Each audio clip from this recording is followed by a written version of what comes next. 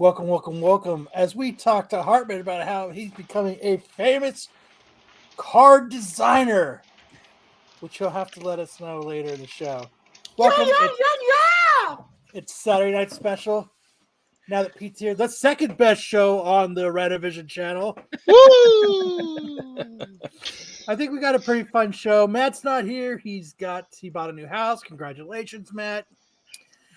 Darth Lopez is on the run, building our country one bolt at a time, so he cannot make it tonight. So it looks like it's me running the helm today. So let's get this show started and let's do it. Woo woo. Warning. The following video contains material that some viewers may find harmful or could be traumatizing to some audiences and doesn't reflect the opinion of Renovision. Viewer discretion advised.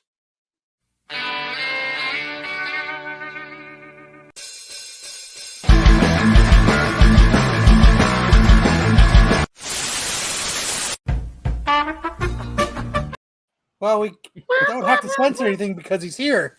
Yeah, I was like, hey, let's have Pete do it live. We'll do it live. Warning. But don't worry, we don't have any guests tonight, Pete.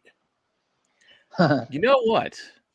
He is going to be down in North Carolina at the end of the month. Steve Englehart. Steve Englehart? If anyone is going to, what is it? Galaxy Con? JJ. The guy who wrote It's Pat?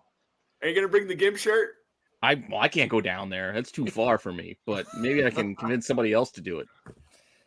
Okay, BK, it's on. I'll handle him. I want that peanut butter whiskey.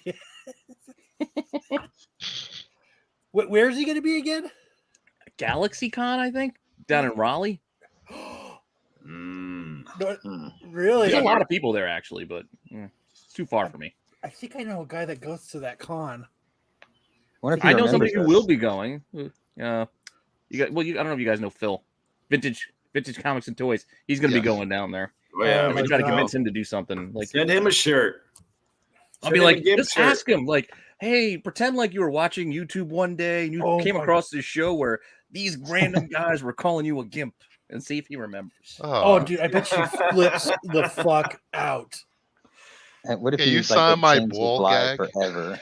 Like, have him sign a shirt, man. That'd be amazing. Got a bag and started working out and anger. What's up, Tyson? Tyson, I still owe you 2 comic books, man. Tyson wins every game that we do. I haven't. I got a new job and I'm switching schedules, and it's been kind of hard for me lately. So, but I still know I owe you 2 comic books. What's up, GT? Always here to say what's up. Every episode, we end up having to give Tyson 2 more comic books. So it doesn't matter how many you send him, you're always going to be 2 comic books behind. No, I'll throw a couple extra goodies in there just because I've been a fucking slacker. It's just been hard, different schedule, new things. It's just been tough for me lately. Yeah, you just reminded me I got to mail stuff out too. I got them though, and I'll make it up. I swear. I'm trying to remember what was the beginning of Marked for Death. How did that start? It starts with guy buying Sharpies.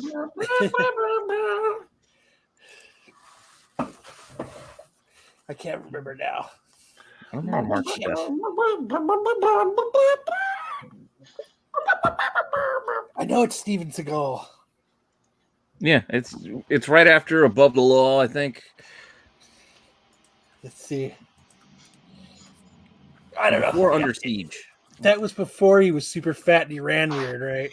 Above the Law, Under Siege. To be fair, we're all fat and run weird. He doesn't run in his movies anymore. In fact, when he does fight scenes, he does them sitting down. Yeah. Well, there was that one point where he did decide put on weight and start wearing fringe jackets, a lot of beads and necklaces all of a sudden. He could kill us all. BK, we're all about pushing our luck. Don't tell us not to do it. It just makes us want to do it more. I think BK gets this. Ring the bell.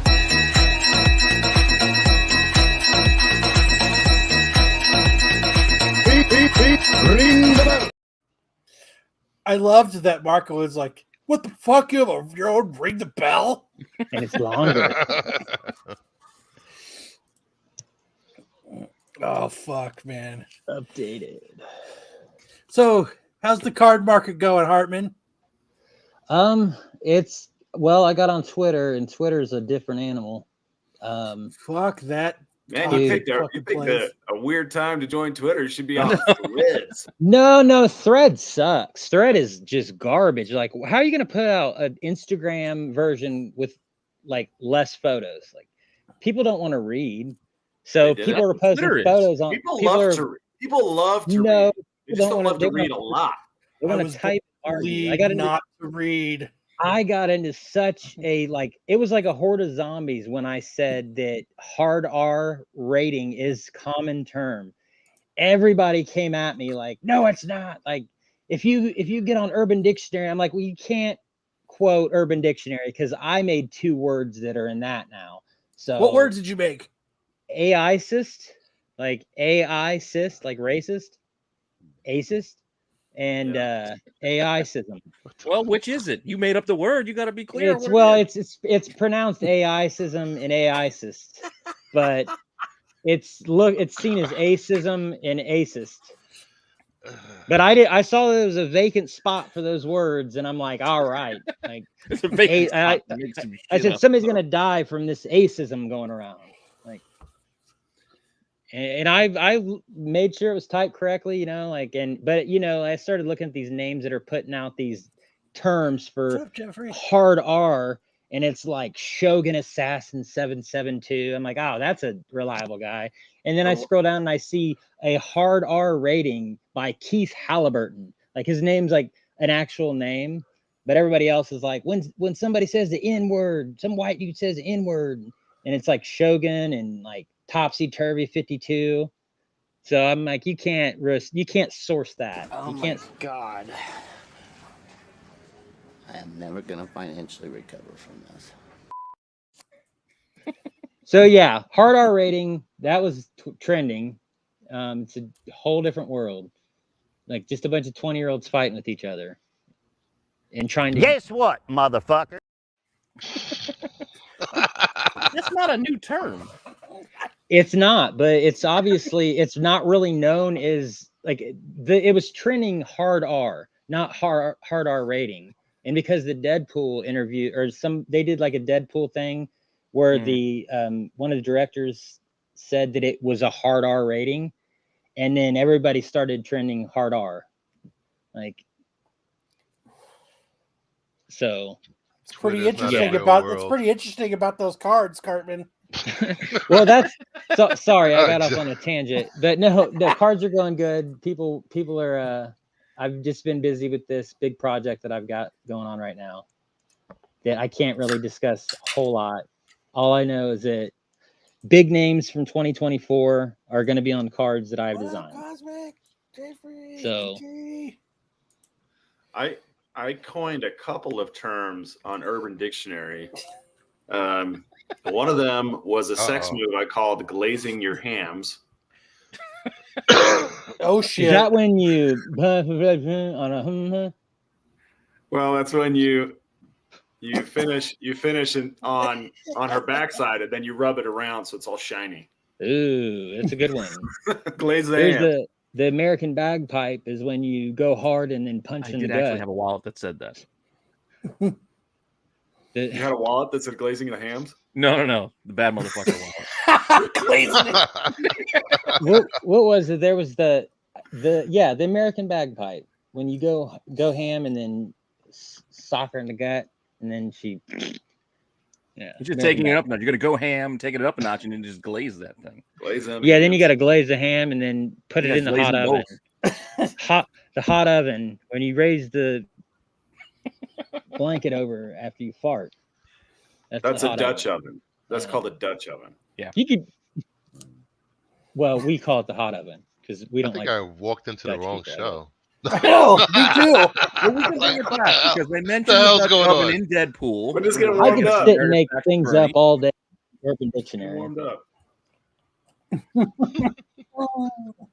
We can tie it to comics. Give her the angry Wookiee. Was it the Abraham Lincoln was when you like shave the pubes and sprinkle them on a glued face? What? All right, now we're moving on. All right. All right. Get up now. Well, another term that I coined was called gaslighting, or I thought I had coined it, but then I showed up on Urban Dictionary and it had already been written twice. So I was like, I guess I wasn't as creative as I thought I was. Gaslighting is where you tell a woman who's not unattractive that she is attractive. Like, yes, queen. Gaslighting. Combination of yes and gaslighting. Got it. Gaslighting. Okay. There's a bit gas lying because it's a combination of lying too. Well, gaslighting implies lying, right? But it's a specific type where you are directly telling them to their face something they know to be true is false.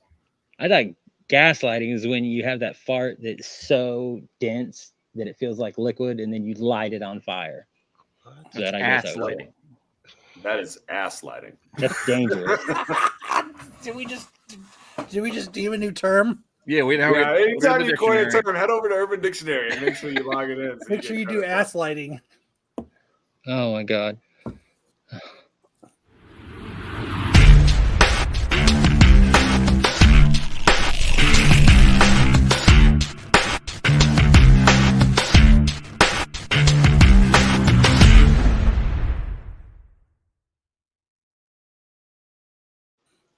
Well, I think it's time for news.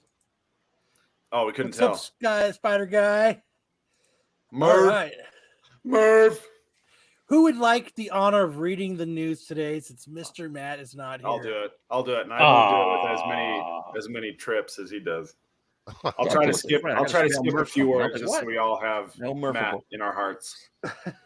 Deadpool 3 is about to see the return of a surprising Marvel star. On Friday, The Hollywood Reporter confirmed that Jennifer Garner will be reprising her role as Elektra Nachios in Marvel Studios' upcoming Deadpool 3. This will be Garner's first time portraying the character in almost 2 decades after debuting it in the Ben Affleck-led Daredevil movie and later getting her own Elektra spin-off movie in 2005.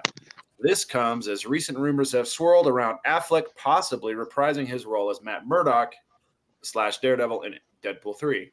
This collaboration comes as Garner's previously starred alongside Deadpool franchise star Ryan Reynolds in Netflix's hit movie The Atom Project, which was also helmed by Deadpool 3 director Sean Levy. So who's excited to see Jennifer Gardner again? I'm excited for somebody to take nachos and make that like a Mexican-themed cereal breakfast. Yeah, with like psi-shaped chips. Yeah. Oh, yeah. Affleck and Garner back on set together. Is he going to leave J-Lo again? Oh. You think she's going to be sitting there watching the whole time? I think she goes, I'm getting half of what you're getting paid for this, so I don't care. Like, as long as I don't have a playground flirt fight, then we'll be all right. California is... do they live in New York or California? I think they live in New York.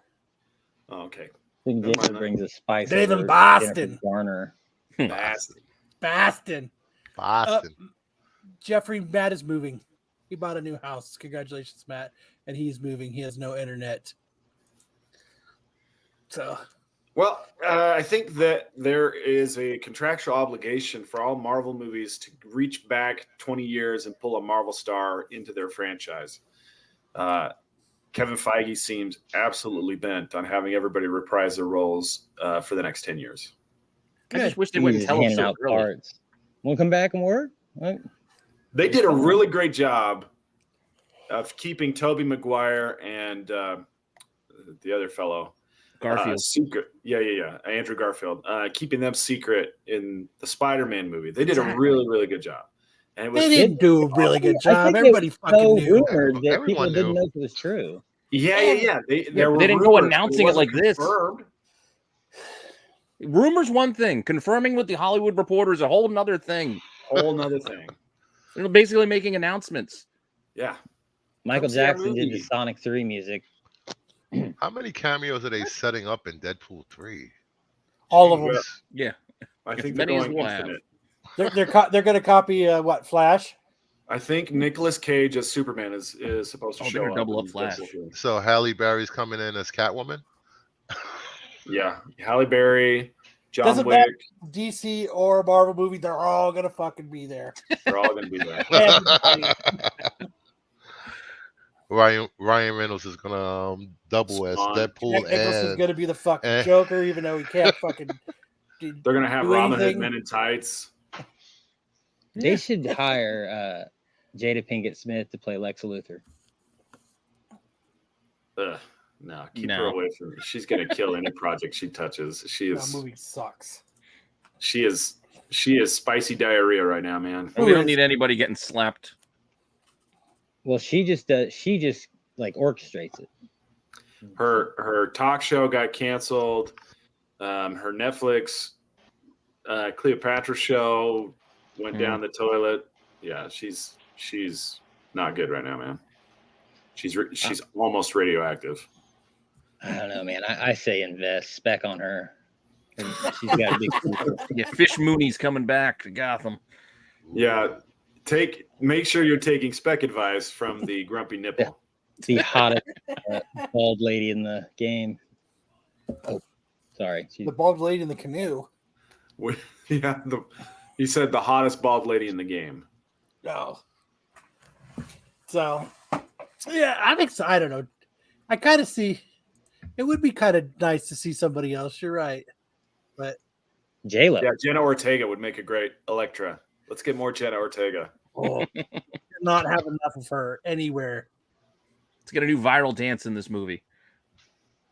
But the chick with the heavy accent from Modern Family. Spider-Man says, "Okay, Sofia down the Vergara? rabbit hole we go." Give me Nicholas Hammond Spider from the 70s. Give me David Hasselhoff as Nick Fury from the 90s. Now you're talking. Dude, it's happening. But we want the drunk Hasselhoff. We don't want the. Yeah. Oh my gosh. What if this is the smoke screen to hide the really juicy cameo? Yes, Pamela Anderson is Jennifer Domino. Garner at us. But yeah, they're gonna have barbed wire Pamela Anderson. Yeah, we're gonna have Dolph Lundgren Punisher show up. That barbed wire is rusted. He's so awesome. Have Van Damme show with Coke. As long as Van Damme doesn't start dancing with people, we'll be all right. Have like an all-star. He's just gonna be in splits the whole movie. Smash Brothers all-star style movie. Acting like there's sand in his eye doing the splits.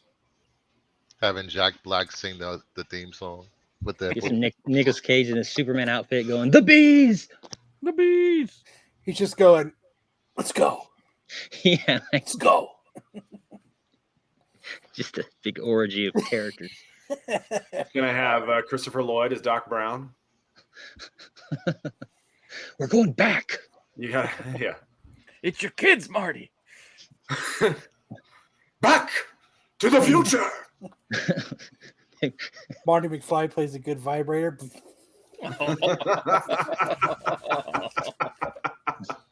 I saw that somewhere. I don't know, I thought it was funny. Oh, so we can't put that in the Urban Dictionary then. No. Was that a? We probably can. A Marty McFlybrator. The Marty McFly. McFlybrator. That's what we'll call when you get inside the vagina and vibrate. Holy shit. The McFlybrator is when you have sex with someone with Parkinson's. McFlybrator. McFlybrator. Masters of the Universe is as big as Marvel and DC, says Mattel exec. We'll see. Mattel CEO Wynon Kreis recently stated that Masters of the Universe is as big of a franchise as Marvel and DC. Speaking with the New Yorker, Kreis explained that reviving Masters of the Universe after it had lain dormant for over a decade was one of his top priorities after becoming CEO of Mattel in 2018. It's as big as Marvel and DC, he said. He explained how one only needs to look at an official encyclopedia for Masters of the Universe to see how the franchise can be adapted to film, television, and beyond. It's hundreds of pages of characters and sorcerers and vehicles and weaponry. Oh my, you name it, he added. And then you flip through the pages and here's a movie, and here's a movie, and here's a TV show. It's endless. Here's a movie, and here's a movie. It's endless. Yeah, and PGX is just as good as CBCS and CGC.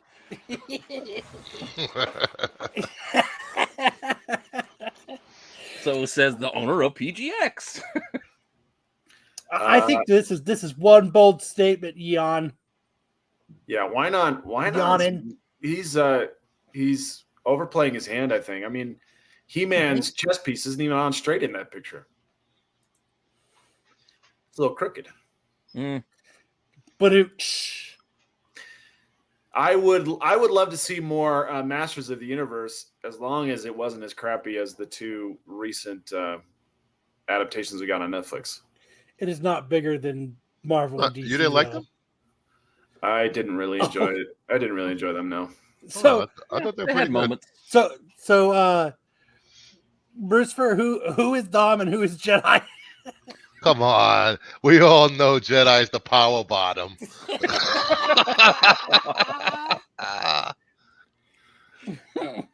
He does like a good lightsaber. See, there you go. We're gonna get letters. Yes, that's what I'm from Jedi. Yes. And Dom. But Dom, by Sunday morning SNS messages. Yeah, we always get a message from Pete saying, "Well, I'm spending the next 3 days cleaning up after your show on Saturday." Well, we got to fight this one. You guys really needed that Hungry Like the Wolf, didn't you?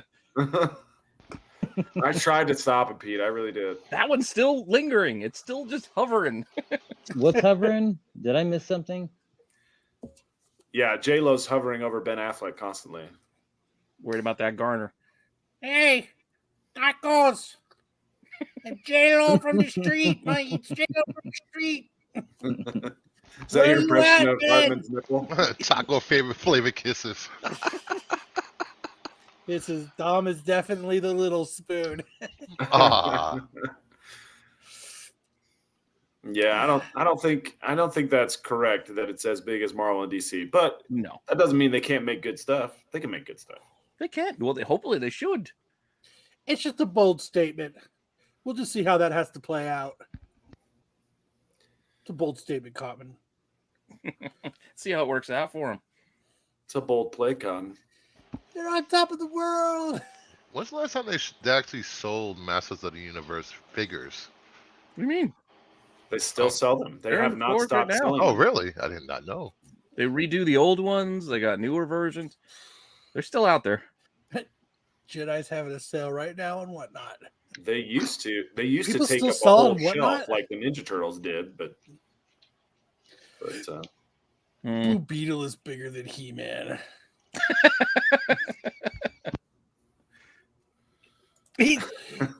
Jefferson's tried to stop to my ass, Sam. You were the loudest one belting it out. Lovely singing voice, by the way. Thanks for noticing. Hey, you were part of my defense of why it needs to stand. So you can't even hear the song. They're singing over it.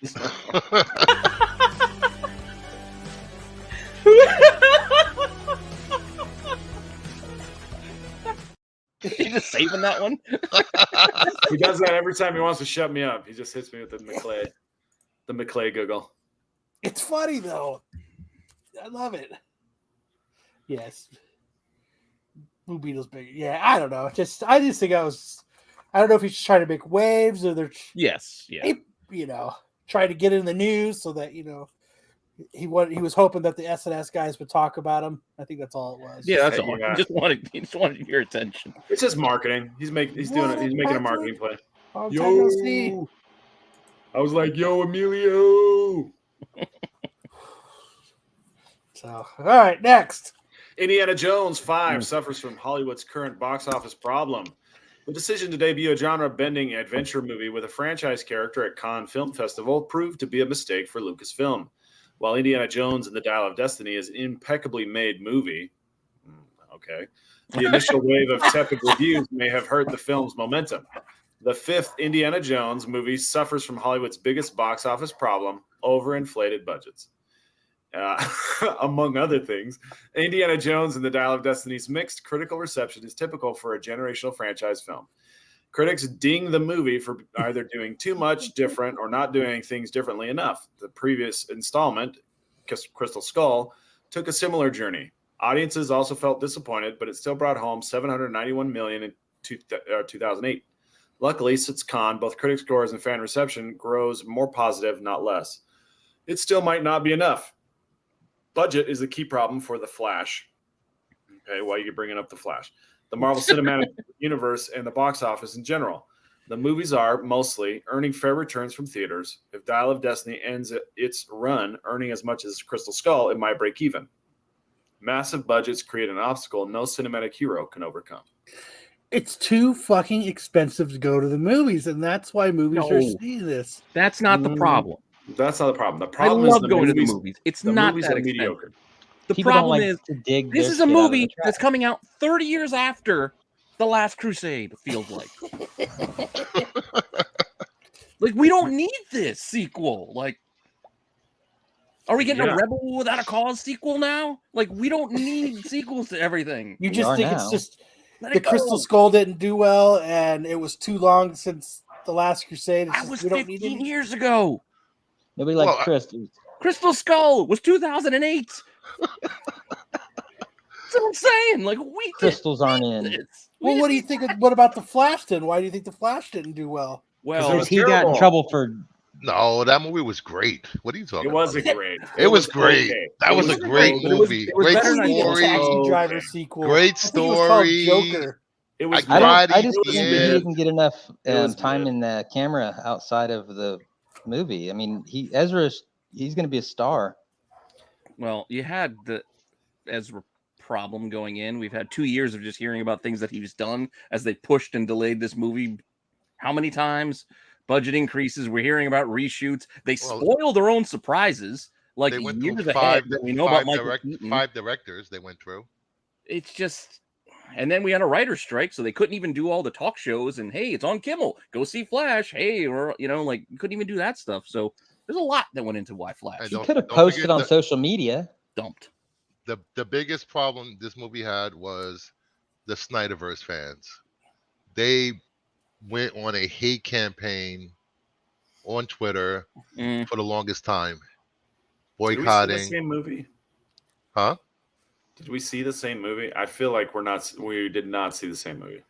What, The Flash? The Flash was mid at best. Yeah, it was all right. It was better. I was expecting a dumpster fire, so it being meh was a bonus to me. So that's why I might view it more positively. But that's the real problem, guys, is that the movies are just mid. And so people are like, do I really need to pay $15 for this? Or I'll just wait till it comes out on streaming in 30 to 60 days. Well, that's the problem. I think streaming should be at least 90 to 6 months. 90 days to 6 months of waiting, because it's too soon. 30 days after a movie's released in theaters, already talking about VOD. Yeah, because people will go to the theaters. People like to go out, and going to the movies is going out. And if there's a movie that's worth seeing, people will go see it. I was at a movie last night. It was not a big budget movie, and there were probably 120 people in the theater. And it was. I haven't seen a movie in theater since Deadpool and John Wick. Really? 2. Nope. It also depends on what part of the country, because my friend complained that gas is like $5 in Las Vegas where he lives. He'd rather fill his car than go see a movie. Well, that's the same thing, is that if it's a really good movie, people will go see it. They'll spend the money. But if everything's just kind of mid, then that gas starts to look more important than the movie. I guess. It ain't a movie unless you have gambling commercials. So a problem with Indiana Jones 5 is that there was that Indiana Jones 4 that was below average. Oh God, that was just awful. And that was 15 years ago. And now so to answer, let's see, Buffy question is, do you think Raiders was made with the 80s equivalent of $700 million? So Raiders of the Lost Ark budget was $20 million. Oh, are you saying the budget or how much it made? No, that was the budget. But that was the budget. Much is that in today's it made dollars? $389.9 million in the box office. Yeah, okay, what's that in today's dollars? Okay.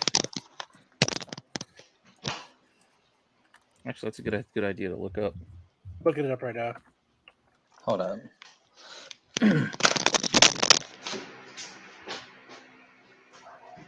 Well, you got to think back then when we had like 5 Let's channels to see. watch on TV, no Yeah, streaming, what are you talking no about? cable. In the You just had to 80s? play with the antennas a little bit. You got to. So it's about 75 million. Hit up It's worth about UHF? 75 million. So $100 in 1981 is the equivalent of about $334 today. Yeah. Okay. So it's about 3.5 times. So like I said, it's about 75 million in today's dollars. Which made then 1.2 or 3 billion. So 1/10 of the budget of Indiana Jones 5. See, I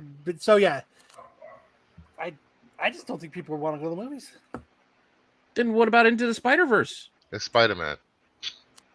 Again, it's not the theaters. It's even Transformers did all right for what it was. Everyone's trying to blame everything other than the quality of the movies. Yeah, exactly. I think that's really the main point here. If the movie's people will go. People will go. They went to Top Gun Maverick, and I was going to bring up Top Gun because even if the movie's just it's pretty good. It's not like really good. That was closer to the pandemic. So yeah, don't tell me that people just don't go to the movies. Like I see lots of people at the movies when I go, but they're going for good movies. Yeah, they're not going to just see anything just because they put it out. Yeah, so they're gonna blame the budget, and I think there's a lot to that. Budget is, there's a lot of bloat on these stars having to pay for all of the steroids they gave Harrison Ford so he could keep getting up and doing more takes. That's a big part of it. But even if it wasn't the budget, like that's to be the big story because this movie cost like 300 to make. But let's say it made like 100 million to make, which isn't unheard of for a lot of these blockbusters. It's still probably going to struggle to make that back. I don't think it had anything to do with how much it cost to make it. To your point, Sam, it's just people aren't going because they don't really want this. It just doesn't look good. It didn't look good to begin with. Yeah, when they like make really quick clips, they like string together a bunch of clips really quick, so you can't really tell what the heck's going on. It makes it unappealing. It's like, oh, flash, flash, flash, but nothing really of substance, so you can tell what's happening. Like, what is the Dial of Destiny? Are you keeping it a surprise because it's going to be fantastic or because it's going to suck? Yeah. Versus, like, think about the first time you saw the Inception trailer. Who's opening up a bag of Fritos? What the heck? Harmon, you all right over there? What the hell? Harmon's under attack. It made $72.4 million in America. That's so sad. But think about the first time you saw the Inception trailer when like the landscape kind of folds up on top of itself. How cool that was. 300 million was the budget. If they had any moments that were like that were kind of jaw-dropping, exciting moments, they would put them in the trailer. Like Mission Impossible is doing with Dead Reckoning, where you have Tom Cruise driving off a cliff and then doing a base jump. They put that stunt in every trailer. Not only do they have that in the trailer, they have specials showing how they made that scene as like a little bit of extra, like on USA. Yeah. Like they have extra commercials showing you, hey, how we did this. Yeah. He just drove off a ramp. Wasn't an actual mountain, but he drove off a Paid ramp. for by Did a base Scientology. jump. Indiana Jones was better than Top Gun. Okay, we're carrying a torch for Indiana Jones.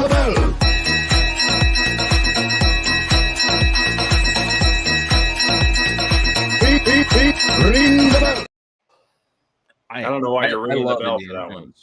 I don't know why you're ringing the bell for that one. Because it was deserved. Ring the bell. I love Indiana Jones, but I didn't want anything after Last Crusade. Did you watch this, Pete? Not yet. We were supposed to go today and I forgot. That's how much this movie I forgot to go. Yeah, a couple of my friends saw it and they hated Crystal Skull but loved this. Really? I did hate Crystal Skull. The swinging through the trees with the monkeys and the refrigerator nuke and You're right, Jeffrey. You know what? I had a nightmare today right before the show when I woke up to my SNS alarm so I don't oversleep. It was Lopez a fucking shirtless. insane nightmare that needs to be a fucking horror movie. Lopez? Are you going to share? Or Yeah, what is it? on your dream journal? I can It's in my dream journal. It's pretty. I mean, it was that bishop that we interviewed was in it. Oh, the Archbishop. Oh yeah. So what happened was there You was a interviewed house an like archbishop? Yeah, That was pretty cool. a demonologist. He was freaking amazing, dude. He was. He was a demonologist. So like this He's 3 an doors. exorcist. Yeah. So what it was 3 doors down from my house was this creepy house, right? And what happened was a kid got abducted, and us as the neighborhood figured out that it was him This that Nightmare on Elm Street. took the kid, right? So what happened was we blew this fireball in it that blew up the house, but what he did was he took the kid into this secret thing and he sacrificed it. Oh, wait, And this is your dream. This was my dream. Okay. He had been taking kids and sacrificing I them. was like, and that dream. when he was sacrificing them, he was actually possessing them with demons, and he was keeping them in the house. So what happened was when we exploded that house and he had escaped with that kid, we had unleashed these demons.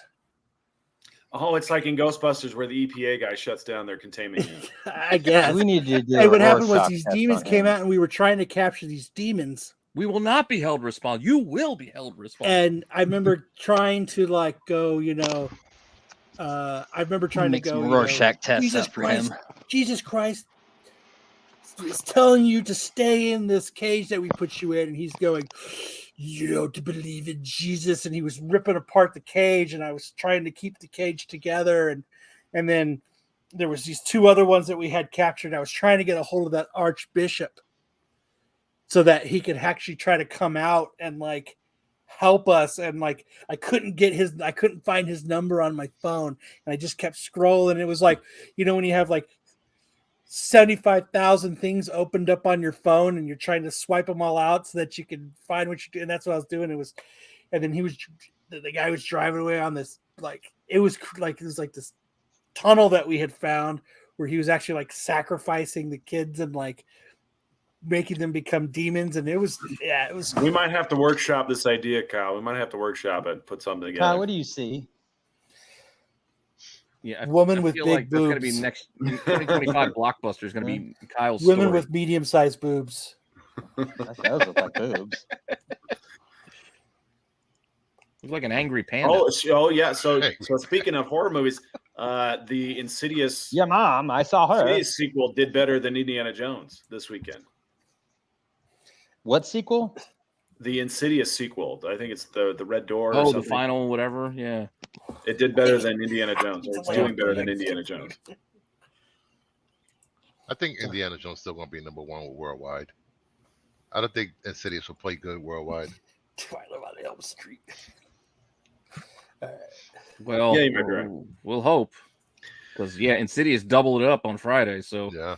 it's got a long way to go. I did this, BK, Brucefer and I did this just for Lopez to talk about.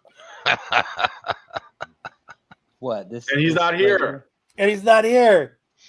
And I know Pete and the gang are going to be talking about it tomorrow, I'm sure. Star. So we'll go quickly. Ahsoka Star reveals the series timeline placement. According to the recent Star Wars timeline book, The Mandalorian Season 3 takes place roughly in 11 ABY. I'm not sure what ABY stands for, but presumably the events of Ahsoka will transpire. What's that? Hey, bitch, you. That's what was it? After the Battle of Yavin. Okay. Presumably the events of Ahsoka will transpire during that same time. This helped clear up confusion among fans who weren't sure when the show takes place. Lucasfilm never officially said where the series falls canonically, but one rumor hinted at the potential time jump midway through the season. There have been plenty of online dialogues on Ahsoka's place in the timeline, especially following an official still on an Inquisitor in the series. Still, Twitter user Eric Josie thinks it's clear some of Ahsoka takes place before The Mandalorian. Yeah, okay. They'll have flashbacks. Will she have to go into a Bacta tank and dream them over like we did in Book of Fett? Hopefully not. Fucking better not. Book of Bath. I was talking Get to in someone my about this bubble the other day. I bath. was like, can't. All right. I'm going to take a nap. We're going to do Dances with the Wolves for a while, and then we'll be back. I'm going to take a little bubble bath. And then We're going to come back, and I got some Vespas with a street gang for you. You're going to love it. I don't know. I would love to have a Baka tank, though, dude, because fuck. That would be Kyle equals Constantine. You have a back to tank called a good night's sleep. That's what sleep is meant to do. It heals you. That's my problem. Well, remember, Ben Affleck's Daredevil kind of slept in a back to tank to keep all the noise and stuff away from him. So maybe we have a connection there. Maybe he shows up in the Deadpool. Yeah, movie. Matt said he loves sensory deprivation tanks. Daredevil's in the timeline. He's sitting next to Boba Fett. They're both fucking. Yeah, and then we'll have 11 from Stranger Things will be in another one right next to them. Oh, we'll do this on the best and worst covers. We'll talk about this Stranger Things mashup.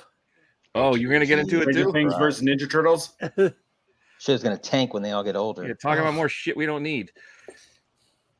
What else do we got? What's next?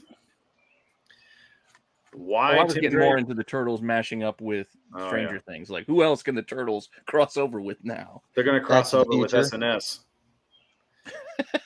SNL. Hell yeah.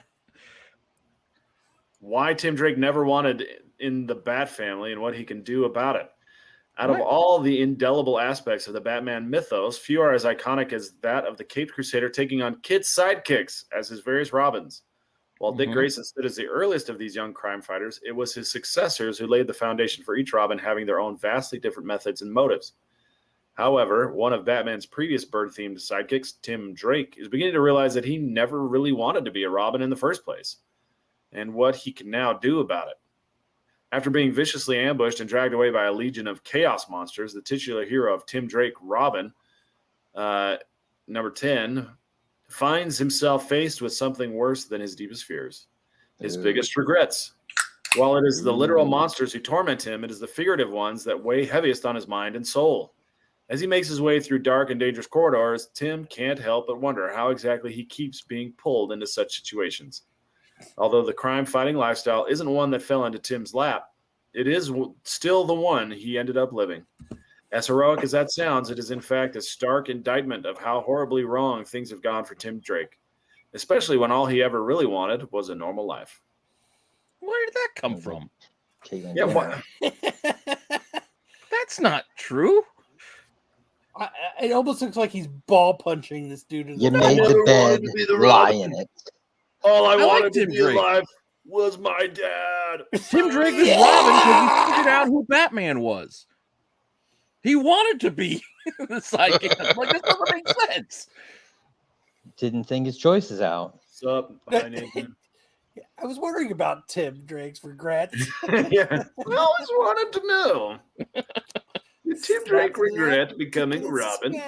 Did he regret his transition? All I know is this shit is terrible fucking art.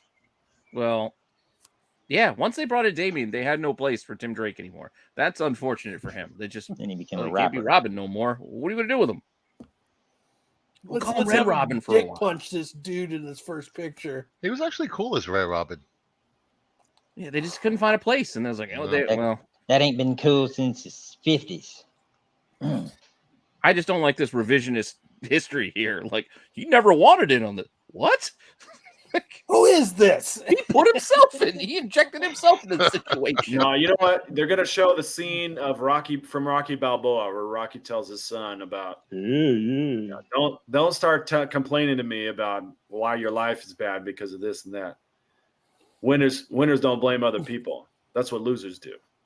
And that ain't you. Which one was that? Was that when he was growing up? Yeah, Rocky Balboa. It was the movie. Yeah. Okay. Well, I didn't know it was that or when he was Rocky 5. Rocky Balboa. Oh, that Rocky.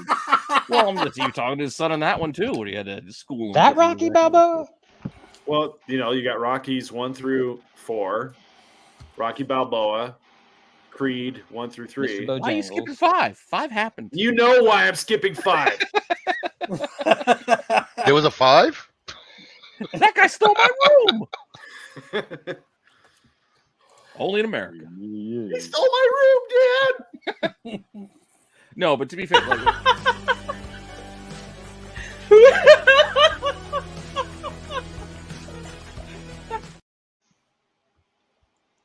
Rocky Balboa was actually kind of fun. Like Rocky Balboa is a great movie. You leave the movie, like you leave the theater, you're smiling, like, yeah, that was actually wasn't bad. You're pumped up. You were like, all right. And that scene with his son is really good. I like Milo Ventimiglia as his son because they both have kind of the same lip thing going on. You know what you get with Rocky V? So you get nothing. You lose. Good day, sir. That's right, creepo.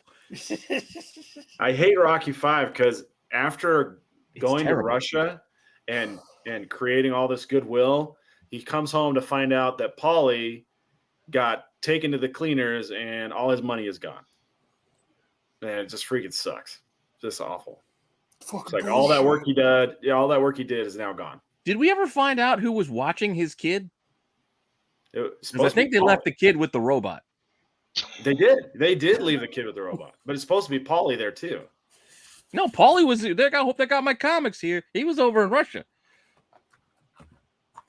They did leave the kid with the robot. Yeah, that's what I'm saying. Like That's the kid was fucked. there with the robot, and he had friends over. Like he had like a sleepover. It was absolutely Paulie's fault. Yeah, Paulie screwed up. He fucked up. But Rocky signed it. Like Rocky also he takes some blame. You got to read papers that get put in front of you. Yeah. Come on, Rock. What's Paulie's fault? Anyway, that's why we skip 5. You guys all know why we skip 5. Speaking Why of we skipping talk about 5, Rocky instead of Tim Drake Robin. The Purge. Speaking of after 5, The Purge 6 will remap America into states based on ideology, sexuality, and religion. Man, this is starting to feel very What? real life. During the interview, DeMonico told Nemiroff that The Purge 6 will bring a nightmarish version of America to life. At the same time, it's a version that echoes issues that are being presented today and absurd ideas we are forced to gulp down every time we turn on the news or go on social media, DeMonico said. Purge 6 is my way of looking at the country now. I grew up watching Logan's Run and Soylent Green and John Carpenter and George Romero, whose socio-political messaging was within the films. They were smuggling ideas into the film. So for me, 6, as I was extrapolating on the Discord and taking it to its furthest, as far as you can take that idea of what's going on, I feel, in the country and political landscape, and it's a broken America. We're remapping. The Purge 6 is about the remapping of America based on ideology, sexuality, and religion so that the states are broken down. You have your black state, you have your gay state, you have your white evangelical state, and it's really a broken country. Really? Really? Kingdom of Nerds, you got an opinion on this? I know you do. What? What? I well, it's going to be taking everything you see in the news and taking to a whole new level of Hey, let's try to make our stupid series of just like it's just a nonsense movie franchise. We're gonna get political about you know about the political undertones in Meg 2: The Trench. Well, yes, be kind to fish. Yeah. Well, we're talking about the world today with the no. This is a nonsense series of movies just made for pure entertainment. Don't try to make this more than it is. I don't know. I don't know that that's true though, Pete. I think The Purge was very relevant a couple years ago. I thought it was very relevant. I'm waiting for Dark Dogs. I was just like, hey, we're just gonna suspend law enforcement for a few years. So yeah, that's basically what The Purge was. It's like, hey, we're just gonna suspend law enforcement for a few weeks. Call it the summer of love. You do whatever you want to do. Night. Yeah, well, that's the idea of The Purge, but in real life, it was longer than one night. In real life, it was a whole summer. That would suck. I don't know. We shooting a lot of motherfuckers. Well, they're trying to do something new with the franchise. I'm all for it. Let's see where it goes. Can't be any worse than the other ones. I don't think that they're doing anything new. I think they're leaning into it more. They're just leaning more into it. Kind of like Fast and the Furious leaned into the fantastical bits of flying off of cars. Yeah, let's get a car into space. Elon Musk. Let's do it. The next Fast and Furious is one of their friends is on the submarine. Let's put Ludacris and Tyrese in a Fiero. We'll set it up into space. What? In that last one, they had like Tarzan cars swinging on vines. Well, yeah, you got that. And didn't The Rock punch in like a submarine or something? That's what happened to that submarine going to see the Titanic. He punched it or something. He punched it, yeah. Sure. That's what happened to it. That's why I got it now. All right. That's it. Look at that. We've survived. Hey, guys, I got a couple spots open for news if anybody wants to put anything in there. All right, I guess we'll just go to best and worst comics. I'm curious. I want to see if you pick some of the stuff that I was going through today.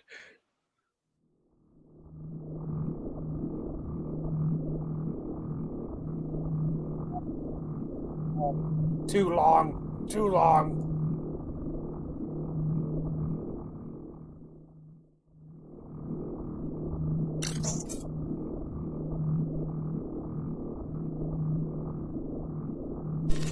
Oh my God, it's still going. What the fuck? We need to have like a descriptive service during these types of things. Where that was like Roman Reigns walking to the ring. Holy fuck. Like, I don't think there's anything longer. I don't know what a bootlick is, AOA, so your insult is wasted on me. Or compliment. I don't know what it is. Scarlet Witch number 6. The Peach Momoko cover. Yes, sir. An hour later. 1 hour later. Yes, this Peach Momoko is horrible. It's a cover. What do you like how her knee is the size of her kid's head? Scarlet Witch has eyes. Look at these 2 fingers on this dude right here. They're like, it's like coming out of the other finger. I like it. I like it. I'm not gonna lie. I like it. Yeah. Next, we got Teenage Mutant Ninja Turtles and the Stranger Things number 1. Yeah. Did this really need to be fucking done? No. Oh, man. That's terrible. He's got the dumb haircut and the stupid wizard outfit. Oh, my God. To me, I don't know what's grasping for more straws. Is it Teenage Mutant Ninja Turtles or is it Stranger Things that's like grasping for more straws? Well, Ninja Turtles, they don't have any problem mixing universes. They've been doing it forever, but this is definitely a stretch for Stranger Things. I like that they both have bow staffs. That's pretty cool. Is it? No, not at all. Not even a little bit. Ninja Turtles are kind of like the Cranberries of comics. Like they're getting into everything, right? You got Ninja Turtles, Batman, Ninja Turtles, Power Rangers, Ninja Turtles, and some of them are pretty good. Some of them are pretty tasty. Were the Ninja Turtles even out yet when we were doing Stranger Things? Like, when Turtles they came even out? cross over? Yeah, that's a great point. 83, maybe. 84? I know people like Stranger Things. I know people like Ninja Turtles. Boardroom, what should we do? For the Ninja Turtles to even be in the show, they'd have to time travel back 20 years. No, to be in the same time frame. That's what you're saying, right, Pete? No, not 20 years. I'm thinking I remember the Turtles more like late 80s. Yeah, early 90s, but Stranger Things had a more of like a 1984 kind of vibe for a while there. Yeah. I know it's been 5 seasons, but 4 seasons. Almost 5. I just don't want this. Nobody wanted this. Hey, we need you to do a Stranger Things Teenage Mutant Ninja Turtles cover. You need me to do fucking what? And can you make the kid look as dorky as possible? The Teenage Mutant Ninja Turtles began in 1984. I'm not talking about the comics. I'm thinking more of the cartoons. That's really cartoons 87. No, but they're not crossing over with Eastman's Turtles. These are going to be eating pizza and just being goofy. Yeah, that's the 19. Oh, by the way, well, we'll talk about that later. But this looks like the movie Turtles. It looks like he's putting his hand on his shoulder, and Donatello has a really bad idea of what he wants to do. They have a 1 in 250 and a 1 in 500 incentive variant for this book. Nobody's Lopez getting bought that. all of them. Who Lopez the bought hell them. is ordering 500 copies of this? Lopez. I don't think Midtown's ordering Lopez. 500 copies of this. I get a deal in my LCS. I found out that our local movie theater is going to be playing Ninja Turtles, the original Ninja Turtles movie, on a Tuesday night in like 2 weeks. Yeah. Nice. I kind of wish it was kind of the second one so you could see Vanilla Ice, but the first one's not bad. Go Ninja, go Ninja, go. Go Ninja, go Ninja, go. Keep it going, man. I got the moves. Ninja rap. Ninja. Go Ninja, go. Go. All right. That was terrible. Oh, that is awful. Something epic number 3. Oh, this is Last Action Hero? Is that what it is? Yep. I was trying to remember what movie was last night. But Rubber buggy bumpy bumpers. This Say that. They've got some cool covers, like some cool homage covers, movies, but this one missed the mark. This one missed the motherfucking mark. Well, this is what happens when you release 4 covers for every issue. Like, you don't need to. Just how about we just do 2? What is the story about? Anyone? Has anybody read this? Hey, it's something epic. That's what it is. Terrible. Right. No, I actually didn't sit down and read it, but I think like the premise is like the kid, and I don't know if he falls. I don't know. But it ties. It try to goes into different like genres and media crossing, and it sounded a lot like crossover. I don't know. This is from Image, or you said crossover? That's a hard pass. It seems like Image has just been giving anyone a book nowadays. You have an idea? Hey, do a comic. Go ahead, do it. Fuck it.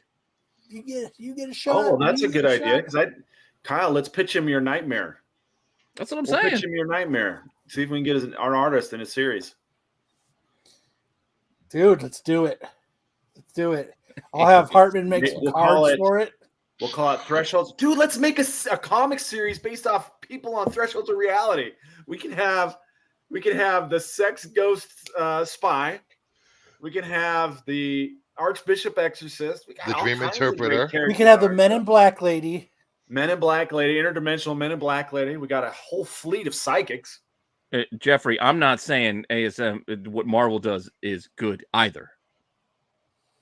All I'm saying is all of them are doing way too many covers, especially Dynamite.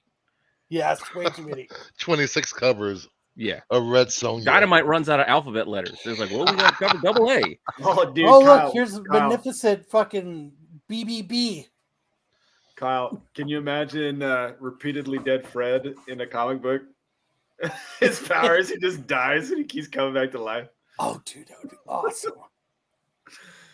Oh, man. And Hartman, why aren't you just saying your jokes live? You don't have to type it in the chat. I know. Just speak it up. What's going on here? Is this the 9 realms? Is that what we're supposed to be thinking? Is that Yggdrasil? I guess. Let me see. 1, I didn't 2, see this 3, one. 4, 5, 6, 7, 8, 9, 10. So there's an extra one. And you know what? I don't know how you pronounce his name. Nguyen? No, that's 9. Nguyen. There's 9. 1, 2, 3, 4, 5, 6, 7, 8, 9. Usually he's got dope ass covers. There's not usually very many misses. This is with Dustin, this right? Yeah. Yes. The only reason I know that is because the Cowboys had a linebacker. It was Dat Nguyen, and I always thought it was Dat Nguyen. I love how Loki's got the white guy seeing a stranger on the street face. It's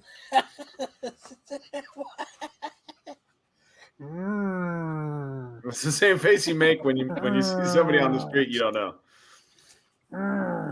But are you trying to pretend like you might know them?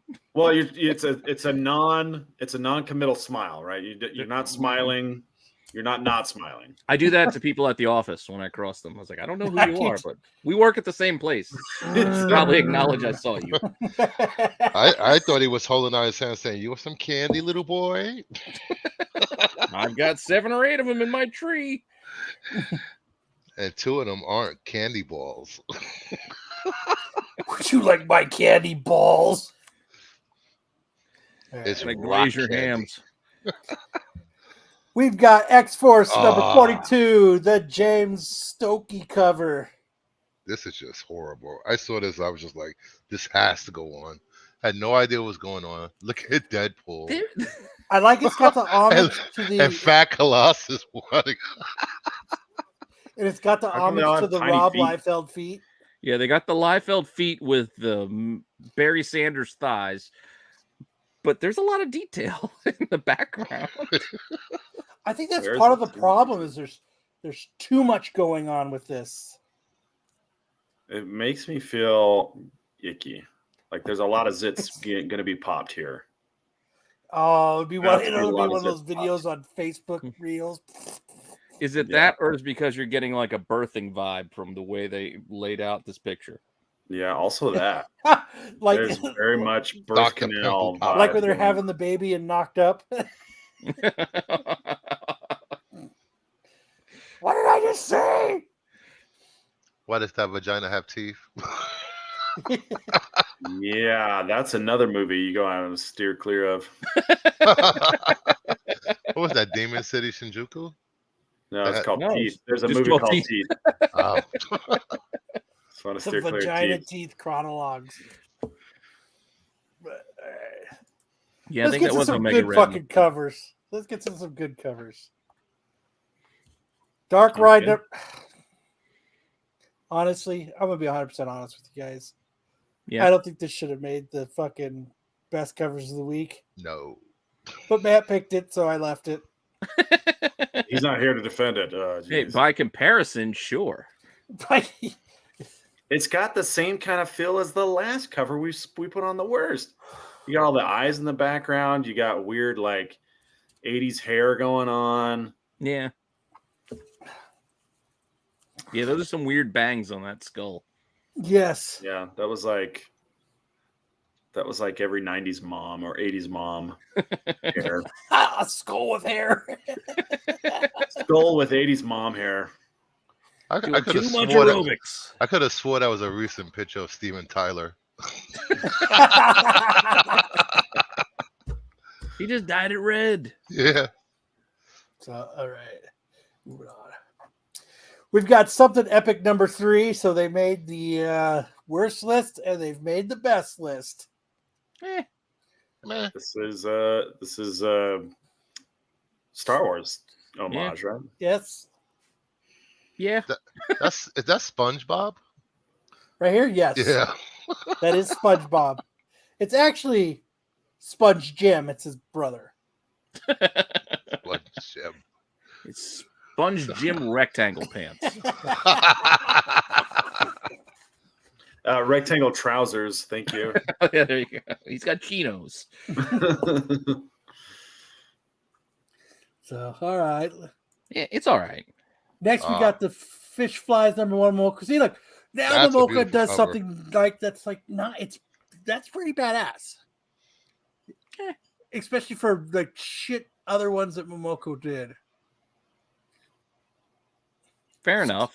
67 covers, one of them has to be good. Yeah. I like this one. Like everything's kind of proportional. Like it's, I don't know. It's just something. It's. See, I don't know why you hated on the Scarlet Witch one, but you're loving this one. Because the Scarlet Witch one, she was like out of proportion and everything was funky looking. There's nothing that's like abstract. I didn't feel like it was out of proportion. I just felt like it was, it's like a good use of perspective. I thought it was okay. Let's see. We're going back. Too far. Went too far. That is not the same.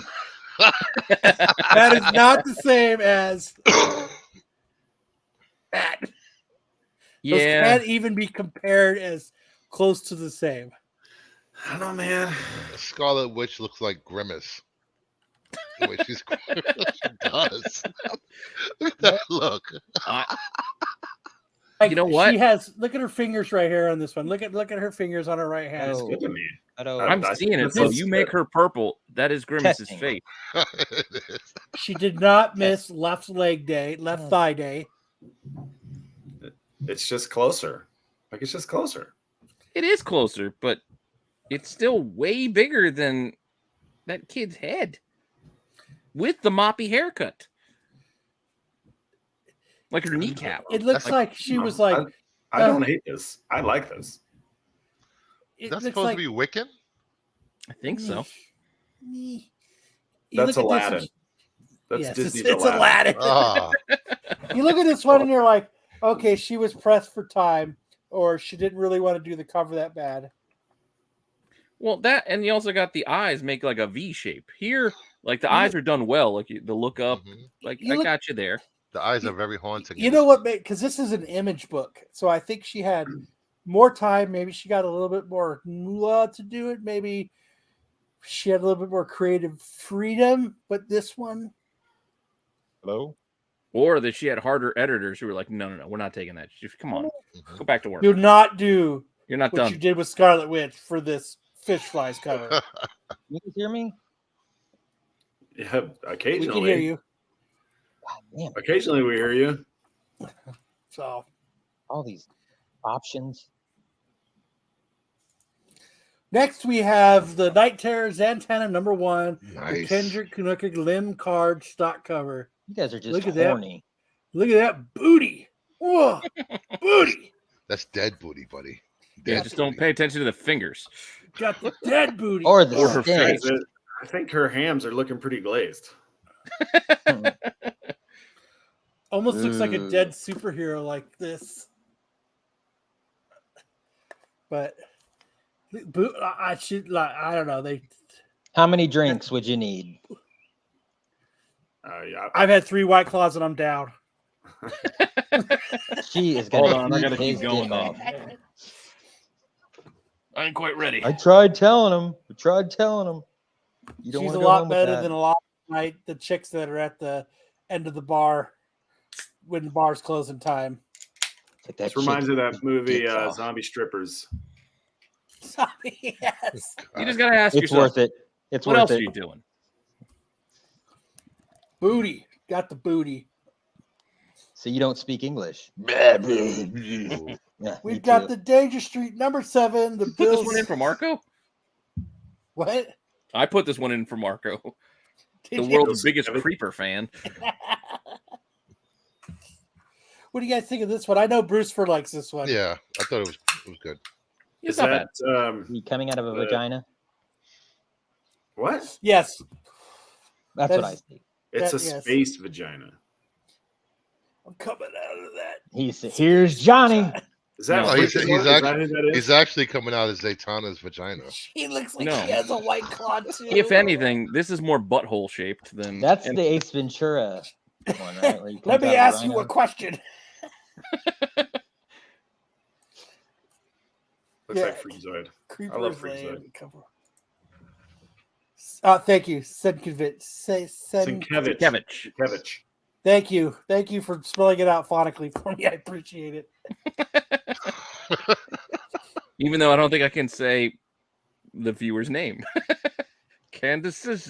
That's why I haven't said it. Candicious. Candicious. Sounds like a song title. Candicious. Or Candice. Fergalicious, yep. Fergalicious. I like the way Candicious. the kind of like the smeary color that they use for it. I think that's Watercolors? What? You mean watercolors? Whatever. I like how it colors.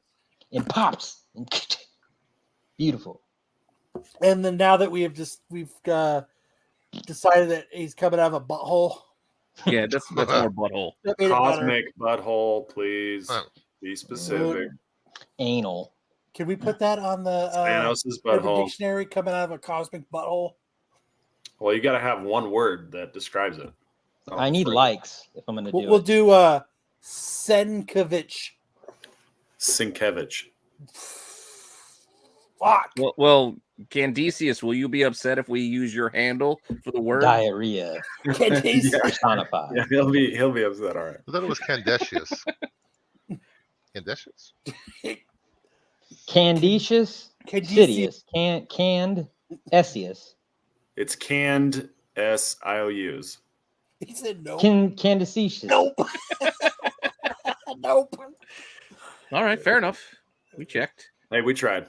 Next, we've got the Void Rivals #1, second printing, the Howard cover. This is another one that Bruce first like. It has to be on the list, and I said, "Yes, sir." I like it. Yeah, I do too. I ordered one. I want to make It's sure American. I get one. I just like the cover. Transformers are Japanese. No, I mean it's representing America with the collars. Jet, America. Red, Does white, look and like blue. a bomb pop. It looks And like it's how you July. used to pose the toys when you'd play with them, you know? Line them up like that. And it's proud to be an No, I mean- American. Did you put the Grover one in here though? No. No, That should have been on the worst covers. The monster at the end of this book. no, we did not put the Sesame Street homage on this list. I bought one of those too. So did I, damn it. Oh, bring that up. Gotta bring that How one many up. times I read that book to my son when he was a kid? Do you do the When he was voice? like little. Do you do the voice, Pete? Oh yeah. There is a monster. You gotta do the Grover voice. Emma said, "Fuck you." Hold on. Here, let me do. I've been reading Jeff Smith's Bone to my kid, and Oh, hey now. I have to do voices for all the different characters. What did you go with? Like what did? So Phone Bone is just my normal voice. Phony Bone is like a New York accent. Okay, what's Phone Bone? No, Phone Bone's your normal voice. Yeah, Bone. Phony Bone's got a little bit more of a New York, little tough. And then Smiley Bone, gotta get. Hey, let's go, Phony Bone. Let's do it. that's the bear. Yeah, Yogi Bear. Let's get some picnic biscuits. Let's go get Phony Boy Bottle Bean. Let's go. Yeah, boo boo. All right, here we go. I like it. Yeah, all the rat creatures sound like Gollum. Yeah, that'll mess up your throat after a while. Can't do Gollum too much. Here's the. Ooh. Oh, dude, that's great. Yeah. No, everybody. Comic. That's awesome. I love that. Ooh. Don't make it weird, AOA. Don't make it weird. Make it weird. Ring the bell.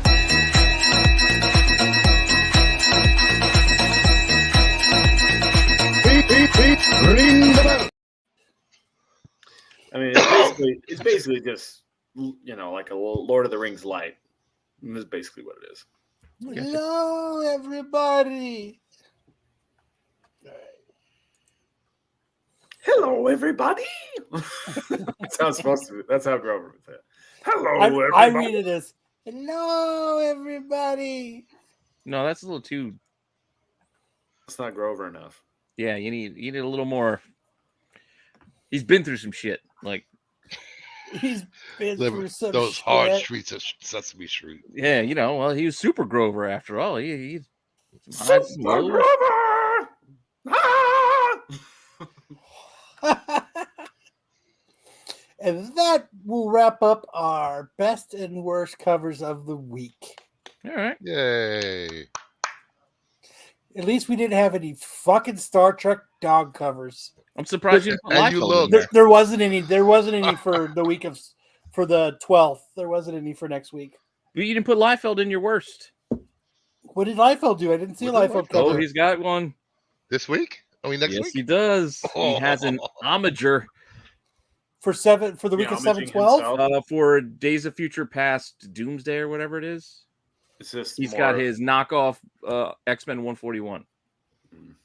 He homages himself. Oh, that's this week. That's this week. Coming up. It's funny. It's funny I how didn't see it. it's funny how Rob Yeah, I Liefeld can, can run out of ideas and he just calls it homaging. He homages himself. Yeah, he's just run out of ideas. That's all it is. Yeah. Liefeld after Liefeld. Let's see. Do I have it handy? Let me see. Let's see. What'd you say it was? It was X-Men Days of Future Past. So it'll be near the end. See it right there. I fucking missed it. Holy shit! I'm so pissed at myself. He added some extra people there, but yeah, he did the 141.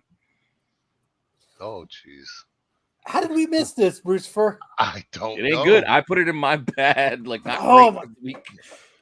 Look at Wolverine's Or it jaw. will be, I should say. Look how tiny his forearm is to compare. It's just not good. I like how he has an X on his arm, Wolverine. Weapon X. Dude. Dude, look at that bulge in Wolverine. Good for him. Good for him. He stuffs. Come on. Got a freaking hog. It's like socks. Stuffs. I think he went through the goddamn transporter and Spaceballs, and his ass is on the wrong side. Storm has a foot. Just one. Well, look at Colossus's arms. Like one arm is like the tiniest thing in the world. The other is longer than Wolverine's package. It's like ba-da, ba-da, ba-da, ba-da, ba-da. It's like 6 feet long. It's his third claw.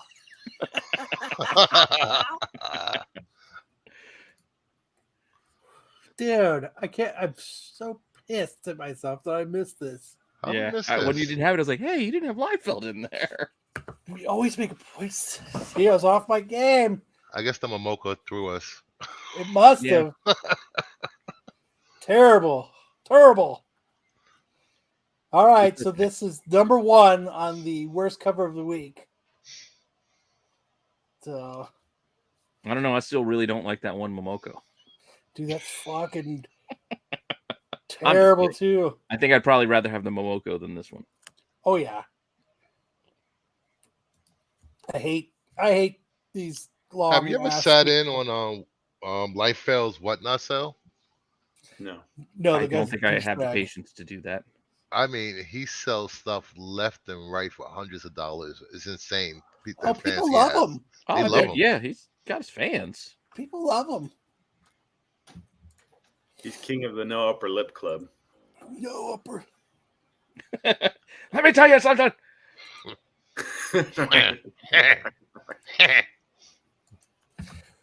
Which brings us into finally something good.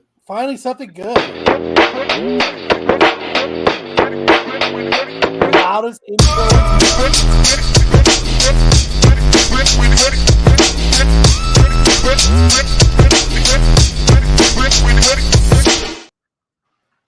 Finally, you get to see me in my dodgeball outfit. That's a great picture. I love the lunge. Oh man, it's looking so good. That was even when I was fatter. Rob was all cocaine. All right, first story up. Warner Brothers Wit Studio unveil original anime series Suicide Squad Isekai based on Isekai. From what I can tell, so for those of you not familiar with the Isekai genre, Isekai means another world, and the idea is that you have somebody from our world transported into another world. It's usually a fantasy world, and they either are trapped there by magical means or through a video game or something else, but they just get kind of stuck in this other place.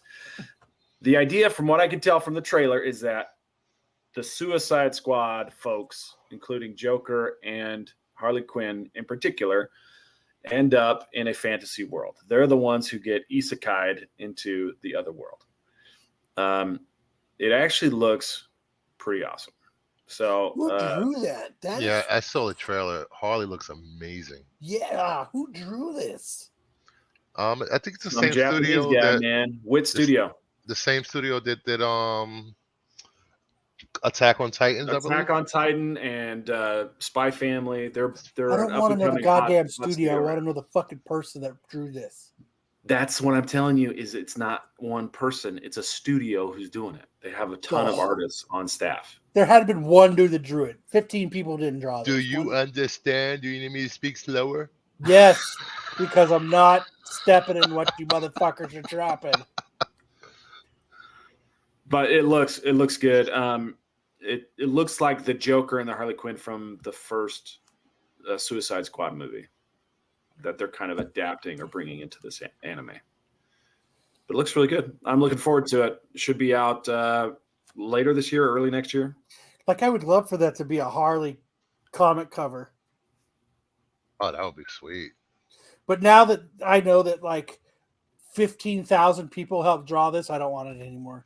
It's not that many. It's probably like 3 to 5 people who put it together.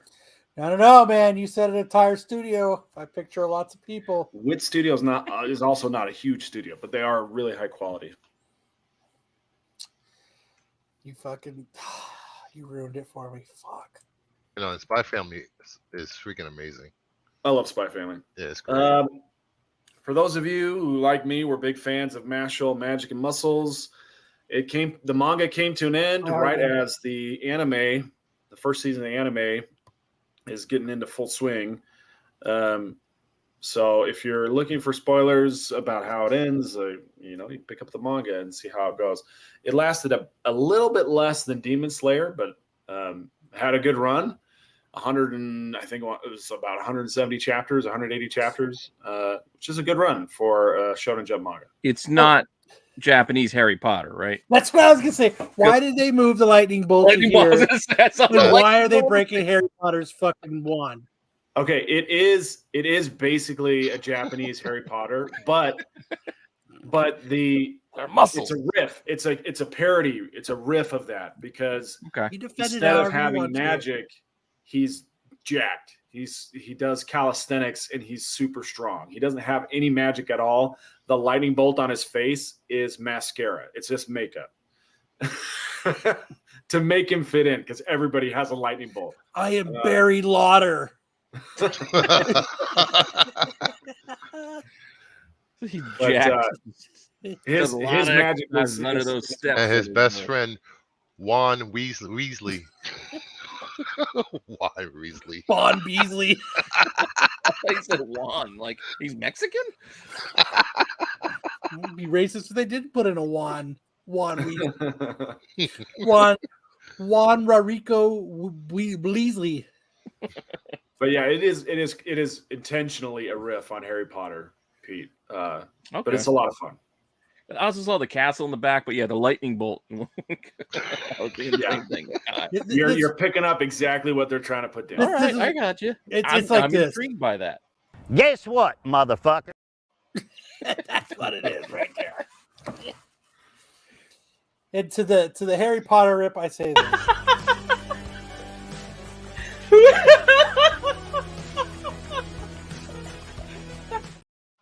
Was that an homage to Renovision? Let me stop.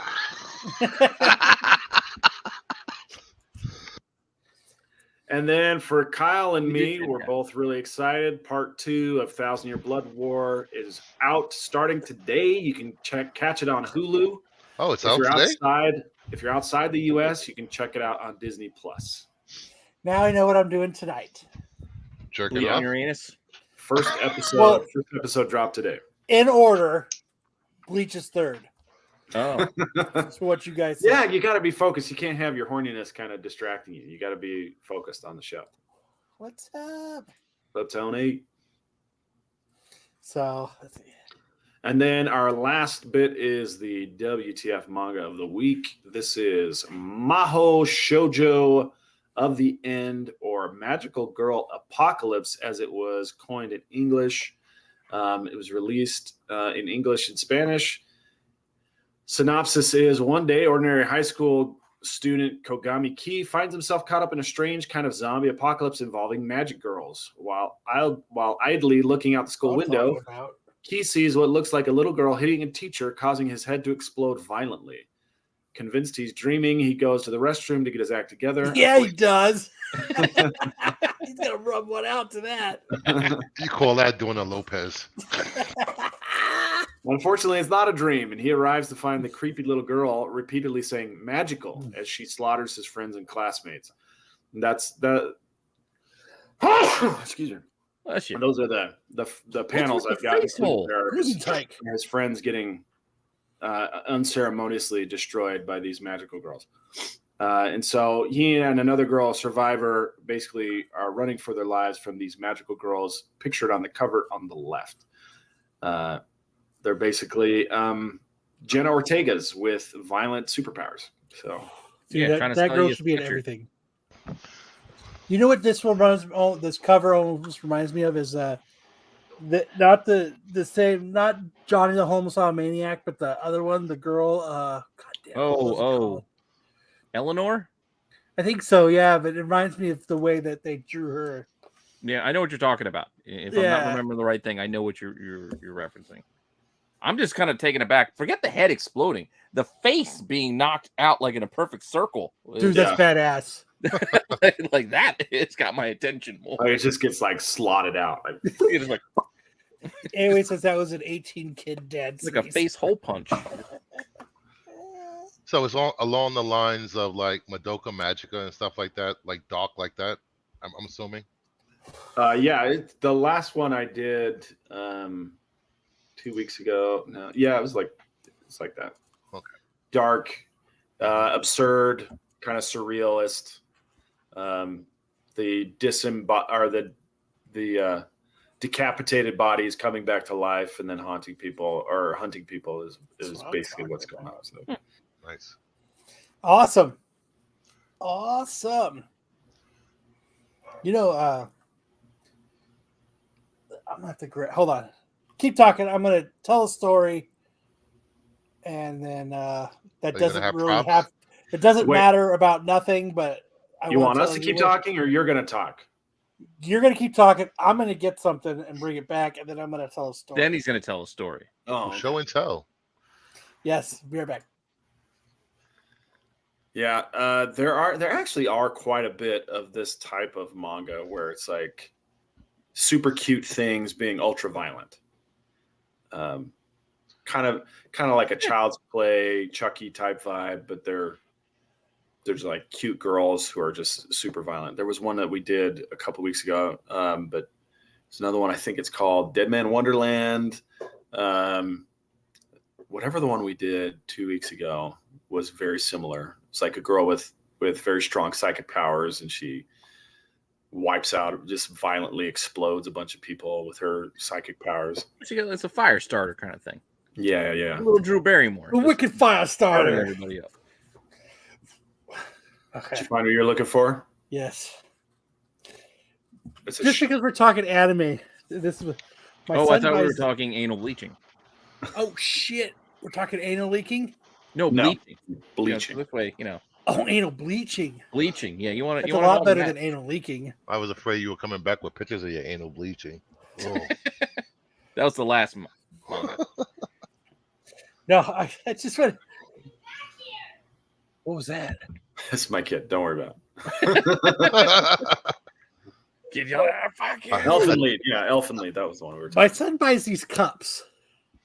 Okay. Little anime type girls. So they're called I don't know what they're called. Is that Tenjo Tenge? Something with a W. Waifus. Yes. Oh, Hartman's back. Hold on. So I think I got it figured out. Only so many people can get each cup. You heard waifu, and he was like, "I'm in." Right. There's only a pool, so you get into like a pool, and only so many people. They only sell so many of these cups for each time. I want to give him a shout out.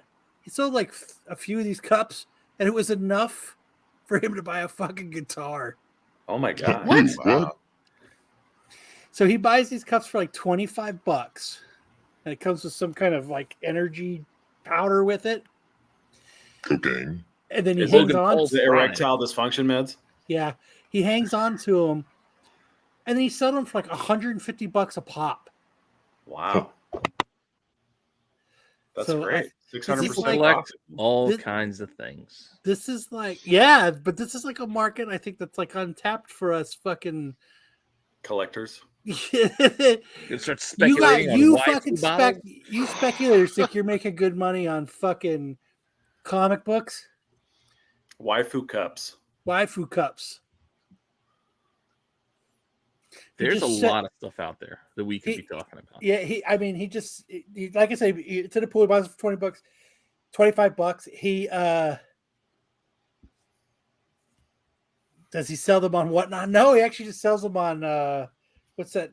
eBay. What's that? No, Facebook Macari? Marketplace. Kamar, what's that? Macari. He just sent one to fucking Australia.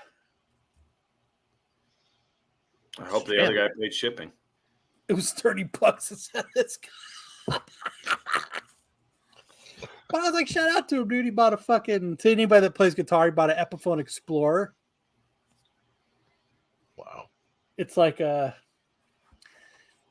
one of those like James Hetfield looking guitars. But So like real bass you play down here, but the air bass you play up here. Slapping the bass, man. Slapping the bass. Slapping the bass, man. I am going to sell my old panties. I am also going to be selling my bath water here soon, so stay tuned. In pints Guaranteed or like to the give you pink eye. little tiny containers. Oh, you can call it Arizona dirty water. I just want to give a shout out because I thought that was cool as fuck, man. He's like, Dad, I want this guitar, and he's like, I was like, figure out a way. He's like, okay. And he's like, now you've created all kinds of competition for him. 4 or 5 days later, he's like, Dad, let's go buy a guitar. And I was like, Hello. Okay. Testing. Can you hear me? Yeah, Indeed, we can, sir. Hartman.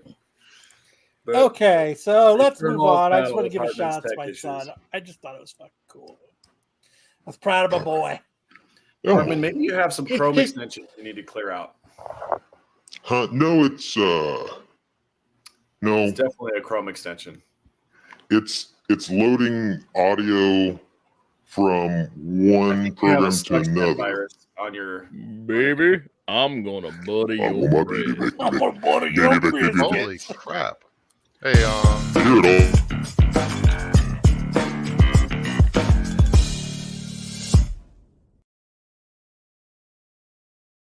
hey, Kyle, share Yes, this before you start the next segment. Here at Allstate. Look at that! Holy shit! Yeah. It's those cups. Waifu? Limited 310. It's just a Japanese. It's like Japanese phonetic spelling of wife. Sippy cups. Waifu. Yeah, they come with like 3 packs of some kind of like energy drink. So it's a sippy cup with Krieger's anime wife. And you put milk in it. His holographic mate. Yeah, it's like you nailed it. Dude, waifu stuff sells. Smoke bomb. Wow. It's crazy though. That's crazy. Good for him though, man. Shout out. Search up custom waifu cards. It's time to go to anime conventions. They sell for like $30. But I Be guess the they oldest person there. But I guess they sell only a certain amount, and then they stop, and then they don't sell them ever again. So if you are lucky enough to be in that pool of getting them, that's it. What are they? They're cups. They're cups, bro. Yeah, I get their cups. What? But They're you're smoothie tumblers. saying that there's powder and Yeah, No, it's that's just erectile extra. That's dysfunction nobody's powder. buying it. Yeah, it comes with some kind of energy flavored powder that you add to the water, like it's like got. Kool-Aid. Yeah, Don't it's you want got to like find out what that is? it's got like That's an important part of the It's story. powdered It's Viagra. an important. powder. It's a powder. It wakes you up. It's Powdered crazy. Viagra. It gives you The a cup. boner for 3 Focus hours, on the cup. not 4. Waifu and then powder. That's scary. Elektra gonna give it to me. All right. Powdered breast milk. I bought one of your cups and failed a drug test next week. But hey, man, he wanted a guitar. He fucking figured Great out a coat. way to fucking get one, man. Yeah, I mean, get your hustle on. I'd do it too for a guitar. Shout out, man. I mean, didn't who was it? Eric It's cool as Johnson? fuck, No. though, man. It's a Robert cool Johnson. guitar. He sold his soul for a guitar, right? Hartman says, "I'm always trying to grab some cups." But all right, first appearance of the week. Cup of titties. This week we've got Extreme Venomverse. What do you think of that, Sam? What? Titties? Of that character, the design. Looks very similar to the girl that we just saw in my Exactly. manga of the week. Like, Exactly. do you think that is going to be big, like that character design, or do people realize that that's normal? I guess I'm a terrible judge of what's going to catch fire. Well, here, I brought this up on Threads because Threads is new. Fuck Threads. Well, here's the question. So everybody's paying $150 for the 1 in 25, right? For this character because she's on the cover of manga's Venom. But she's also on the cover of the cover A, which is still selling for cover price. $150? No, but the regular, she's also on the cover of cover A. So if the Yeah. character was important, wouldn't this book be selling too? Yes. But it's not. I think it's everybody the just look, wants that 1 in 25. the symmetry of the cover or the first cover. Like you've got her center. We're not talking about cover art. I completely agree. I love the cover on the 1 in 25. I like the Okazaki. I like it. It's awesome art. But if it's for the character, and people worry about character first appearances, and then they want character first appearances on the cover, a la Spider-Boy, they'll buy the 7 secret cover because he's on the cover more so than the regular cover. But even in that case, both of those covers are selling well above cover price. This is still cover price. It's got to be on the cover and in the book, though, both, right? I don't think anybody cares about the character.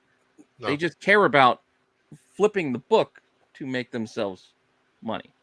Yep. Right now. They're selling the wrong thing. It's Yeah, I've seen a lot of people pumping this book up this week. I would buy it just based on the design. Just any manga style art on the cover of a comic book, I'm in. I enjoy that. Would you like a waifu cup of Necroco? No. A.K.A. Billie Eilish? Yeah, Billy. I don't want to piss anybody off with this statement, but I found it weird that Stein decided to put this on his top 10 list last week when the book wasn't even out yet. Well, it was selling before it dropped. Right? A lot of books sell before they're out. That happens all the time. Pre-sales happen all the time. Pre-sales happen where they're paying a lot extreme prices. Yep. It happens all the time. And then when the week actually hits, a lot of times those books disappear and they don't sell for that anymore. What about the Usagi? Not for I real, think it's it's FOMO. Usagi Hikaru. There was a cover of Sakura Spider. Is that still selling for 200? The 1 in 1,000 with the Sakura Spider on the front. I don't know what book you're talking about. It was the first American cover of Osaka Spider Girl or whatever. Sakura Spider. Sakura Spider. I was just curious if anybody knows what the price is on that now. That was like $200-$300 first day it came out. I'm not throwing shade. I'm asking a question. What's your question? About like the book. It's like, oh, the book's selling. It's like, is it actually selling or people are pre-buying? Well, they don't actually have the book in their hand. Nobody's actually exchanging book for money. The book is technically not for sale until July 5th. The idea of the book is selling. Well, okay. That's the fine. essence of the book is selling. But then it's weird to compare the idea of it selling to the I think that's what we call FOMO. Yeah. I think that's the true. Pete just explained FOMO to everybody that wasn't sure. I wouldn't mind having the cover, and I'm not even neither would I. I'd love to have the cover, but there's no way in hell I'm not paying anywhere near these prices for this. No. This is a pretty awesome $25 1 in 25. I think they call it homo. $25. Maybe I'll give you a 30. Homo. That's why you pick it up on FOC before those high prices. What is it? That 1 in 25 at FOC was like $64. Was that what it was going for? That seems feeling a homo. That's about right. Yeah. 1 in 1,000. Oh, Hartman, your question earlier. The 9.8 sold for 200. I know that much. A 9.8 just sold for April 23rd. How they got a 9.8? 162. How much? They already have a 9.8. Yeah, 162 of Sakura It's been Spider. out 3 days. No, we're talking about the Sakura Spider cover. So is the price drop? Is that normal, or is that selling still pretty high for? Everything is down. So. Yeah. But that's what happens with a lot of FOMO books is out of the gate they're high, and then you can wait it out, and then if you truly like the cover, you could buy it for next to nothing at a month. Well, we'll see. We will see. This to me has one of the feelings of, sometimes when those books, they get sold for so high right out of the gate, nobody wants to let that price go. Like, books will just sit there forever. Oh, no, that's a $100 book. Nobody's buying it. It's a $100 book. But nobody's buying it. I'm not giving you less. I'm not asking for less than 100 because I paid 130. That's why you see a lot of that shit happen. Because people pay too much to buy in. They can't let it go. We're not slapping on any YouTuber. Yeah, stop AOA. That's not what I'm doing. I don't know what I think a Dexter's sister I don't know what when the I see almost that pen chick. is, but I don't know. All right, so it's got these first appearances in it. Everybody pretty much knows. Necroco, Flora, Venom Noir. Wasn't this last week? Murder Man. What? Wasn't this the last time we did a show? Murder Man and the Slaughter Squadron. It's this week, I believe. Is it? I don't know. Yes. The Ravager? Yeah, the Night Terror shit just came out this past Wednesday. That title logo sucks.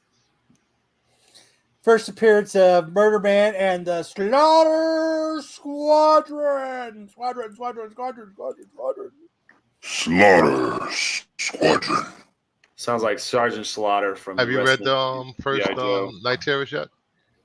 I haven't yet. I haven't decided where to start. Well, because they drop like a half dozen like one shots all at once.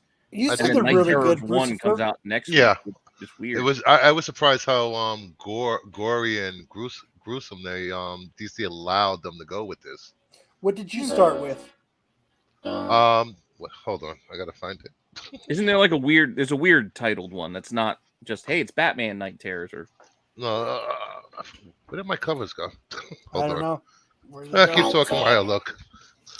What is that noise? Oh, sorry, that's me.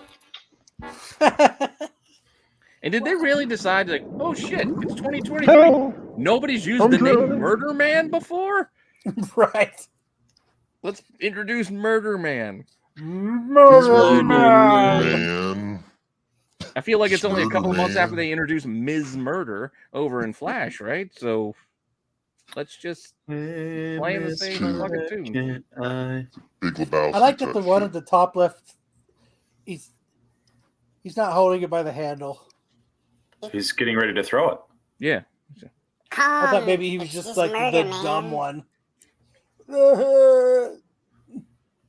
Hey, if you're running with the the throwing knife in Call of Duty, you got to have that thing ready to go half the time. Murder Man. And why is she holding her sword by the fucking sword itself and not the hilt? She doesn't have a guard on it. It's Why still is a knife handle, there's no guard. a one-shot kill?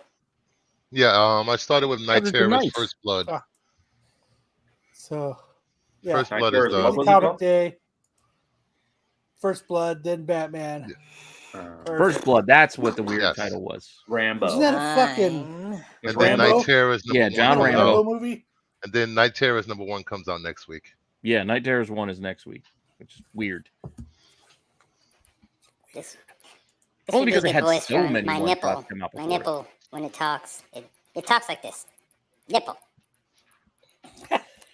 Next we have It talks like Odyssey Sylvester DC Stallone, apparently. Steelworks number Hey, 2. hey. We got the first appearance of Silver Mist,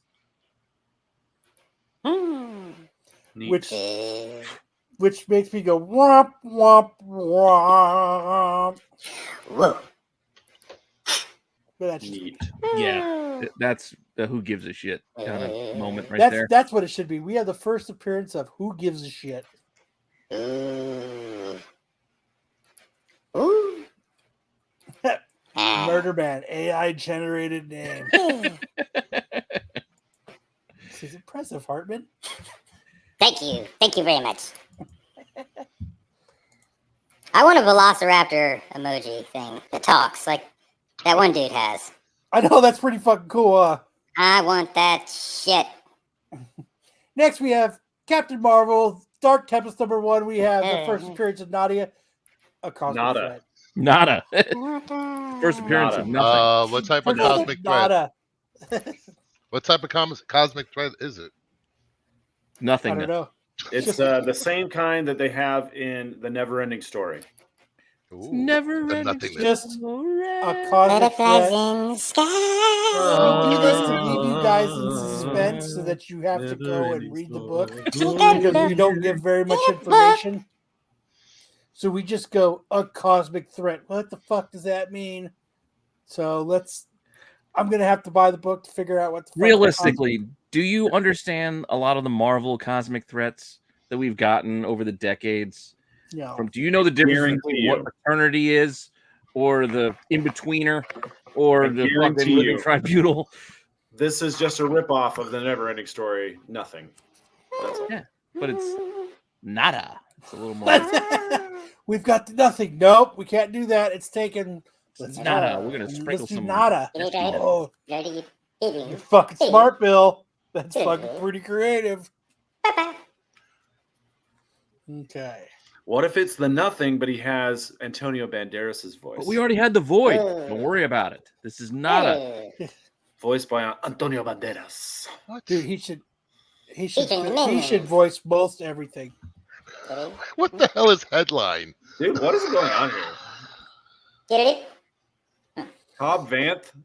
Next we have Edge of Spider-Verse, the first appearance of Cobb Vanth, a Marshall. What are you talking about? That's from the Mandalorian, dude. We have the we have the first appearance of Uncle Ruckus. Oh, better reverse He's got to be like the Venomverse version of. We bring the Ruckus of Uncle Ben. Uncle Ruckus is the guy that ends up touching you. Uncle Ruckus. I'm your Uncle Buck. Next, and we also have the first appearance of Headline, a J. Jonah Jameson version of Spider-Man. Okay. Wow. Does he have a mustache on the mask? He demands pictures of himself. It's got to be on the ice. He's pissed because no one's taking pictures of him. Oh, this Spider-Verse nonsense. Oh my god! Look at that weird muscle on the arm there. Well, isn't that the Dream Spider that everybody's been buying? Oh, Friendly Neighborhood Spider-Man. We got to buy that. I mean, she doesn't have a leg. Deadly Neighborhood Spider. I'm sorry, Deadly Neighborhood Spider-Man 5 with the Demon Bear on the cover. Yeah. See? Bring me pictures of Spider-Man. Hey. If we was any closer, I'd be behind you. Is that Gay Venom? Oh, they took my idea. Ooh, pink. I swear to God. Do we have this for this? Let's see. Oh, right here. That's fresh.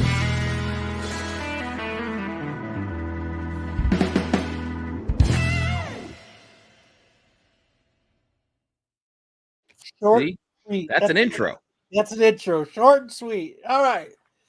For real or FOMO? Spoiler alert. Nothing's there. Movie award. It's going to be a short show. Jesus fucking Christ, dude. What the fuck? All right. Where the fuck? Here we go.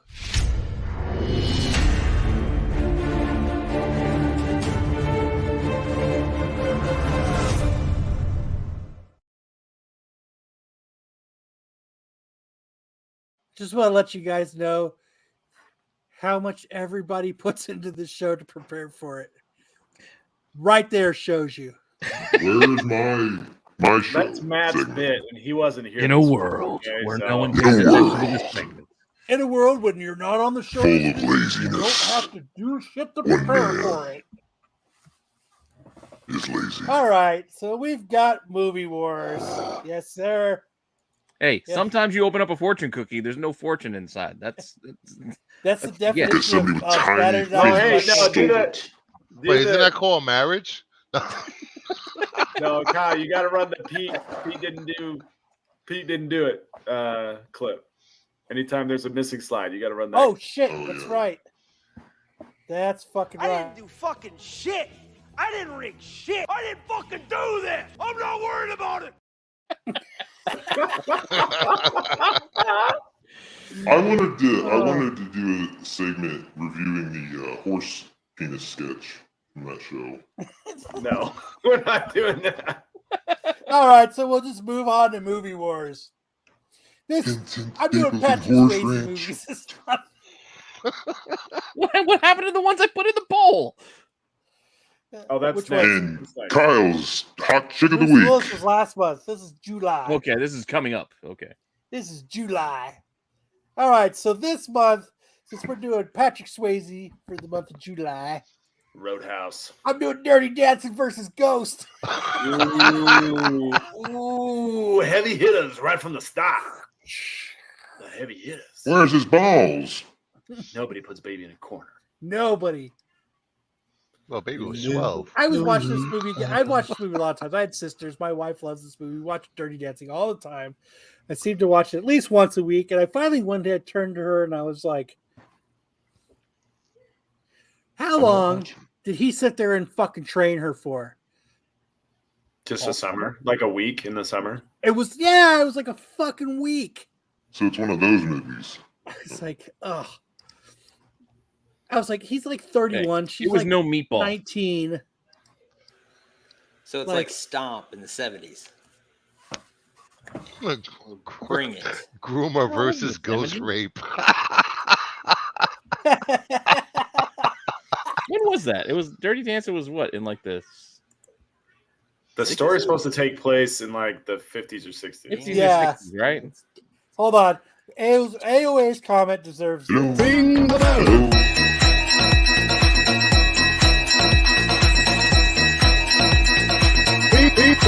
Ring the bell. In water. But so I think Hartman just drowned in the tub. Yeah, he's gone. So this week, I come from the water. If Pete remembers to put them What's up, this and we'll be voting Dirty I'll try Dancing to remember versus to put them Ghost. Do you have the winner of They got last week's Bruce Willis? filming dead bodies dropping. Armageddon fucking killed it. Woo! Oh, well. Woo. Yeah. Why did anybody even vote Surrogates? Why did I have anybody? no idea. Dude, that movie's fucking good. Come on, don't be gross, Harbin. It's Come on. not as good as Armageddon. That's a voice. Don't do But that. Surrogates is a pretty fucking good movie. It's called the Yeah. Belcher. Yeah, don't do that. I didn't know that's what it did. What? Yes. Don't blow your load in one. I gotta admit, I don't think I've ever seen Surrogates, but Armageddon. You got Buscemi doing Slim Pickens. I'm in. So. It's fucking S tier. Armageddon's S tier. It's dumb shit.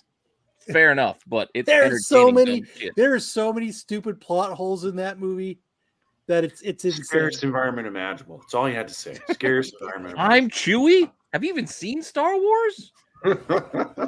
Like the closer they get to Earth, they lose contact with fucking with the ship and shit. Like what the fuck? So they have to bounce it off a higher satellite.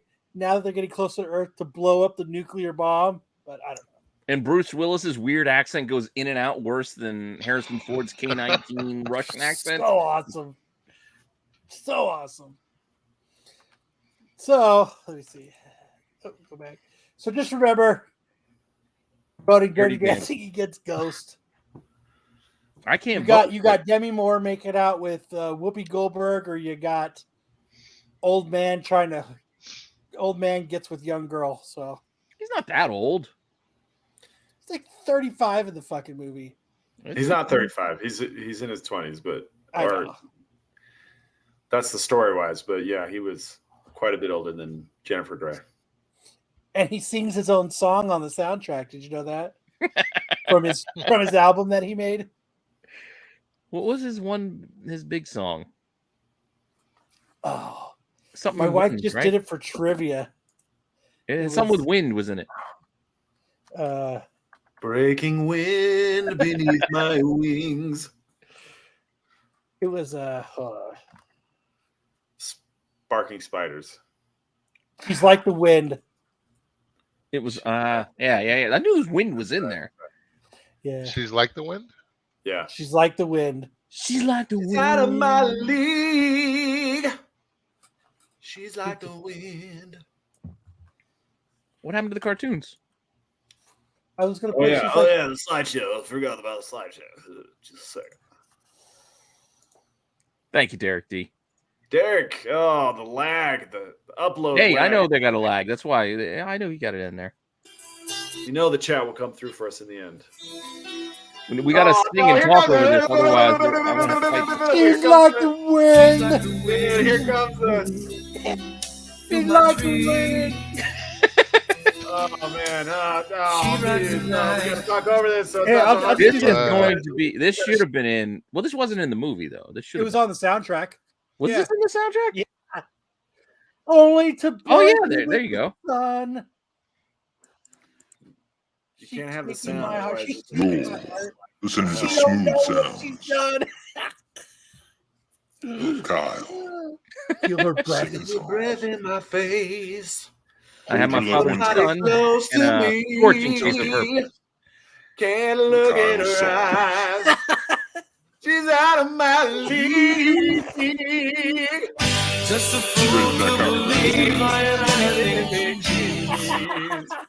God. Because it ain't the only thing coming to mind.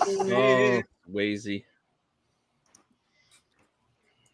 Come on, how many of you guys saw Too Long in the theater? Anyone? 42P. Kyle song. So awesome. Kyle. All right, let's get Are you back selling used cars, Hartman? Now, buy One now. day only.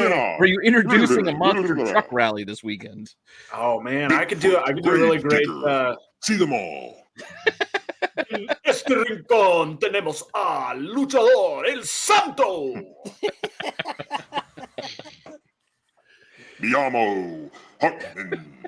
You want you want the Spanish radio announcer? La nueva 105.9 más música cada hora. McDonald's. I'm just waiting for you to start yelling "goal." Like that's. 1, 2, 3, 4, 5, 6, 7, 8, 9, 10. All right. Let's see. Did we have a Saturday cartoon one? I hope so. I don't think we did. I even fixed this one. We did. Come on, man. It was in the slideshow. We did X-Men versus Batman. It's theme song. X-Men theme songs. Remember, it's theme songs. The song. So it looks like X-Men won because X-Men's badass. Next, we got Street Sharks versus Biker Mice from Mars. Matt. Biker Mice from Mars. Really? Is this for the show or for the song? I think this is the show because it's a new month.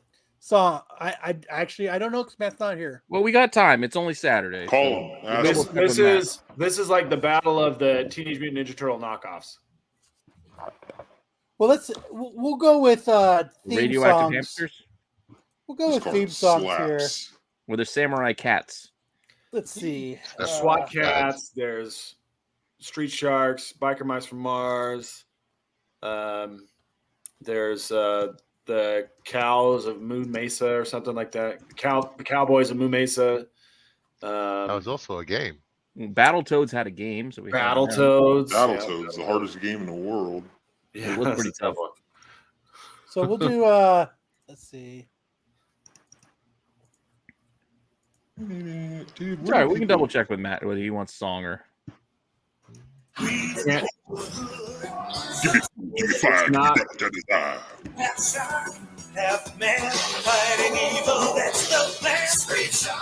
It's definitely God, that was not Were they men who turned into sharks or sharks who turned into men? Men turned into sharks. That would suck. Street Shark sounds like. Oh, that's watching. Next month is Just Versus. Street Sharks. Oh, new month, Just Versus? We're back to Just Versus. Turning chicks in Vin Diesel. I was going to bring that up, anyway, but yeah, Vin Diesel used to do the toy commercials for Street Sharks. He did. He was like a tough guy, too. Actually, he was just Dom Toretto. Yeah. Because Dom Toretto is just Vin Diesel, just not acting, just being Vin Diesel. Vin Diesel. It's all about Street Sharks. It's all about Street Sharks. It's all about more Vin vegetable oil. That's what I am. All right, so what would I vote for? Street Sharks or Biker Mice from Mars? Like the Street Sharks toys were like puppets. Like they were built so you could put your hand and chomp stuff with the puppets. I always grab the Street Sharks comics when I find them in dollar bins. I do not always grab the Biker Mice from Mars when I see them. They're mice. No, it just doesn't sell as easy. You can sell Street Sharks. Mickey You Mouse. can't sell the mice. Yeah, Mickey Mouse has Sharks kind are of cornered cool. the mice market. Yeah. Yeah. A little bit. Even Mighty Mouse has a one-up on them. I'm gonna sue Biker Mice from Mars. I mean, Mighty Mouse is Get from fucked. goddamn 50s. Here I come to save the day. Underdog. Remember Underdog? Oh, Underdog. Underdog. Yes, man. He was Shoeshine Boy. You are humble. You're a humble and lovable Shoeshine Boy. Dude, but Rooster Chicken. What was that? Super Chicken. Remember he was drinking martini to become a superhero? What? You don't remember fucking Super Chicken? Oh, hold on. Is it the drunk chicken? No, I'm thinking of Drinky Crow. He drank a martini, dude. Yeah. You get drunk on Jack, Drinky Crow. What kind of cartoons are you watching? I don't know. I'm watching Hong Kong Phooey. You're watching some drunk chickens. This is part of the Adult Swim. Hard alcohol. No, dude. It was back in the day, dude. No, this is a more adult version, I guess. Drinky Crow show. Fucking Super Chicken, dude. I can't believe you guys don't know Super Chicken. I don't remember that Super Chicken. I guess I was watching Thunder the Barbarian. Never seen Drinky Crow? Hold on, dude. Here. Holy shit. You're in for a Remember treat. The Last Dinosaur?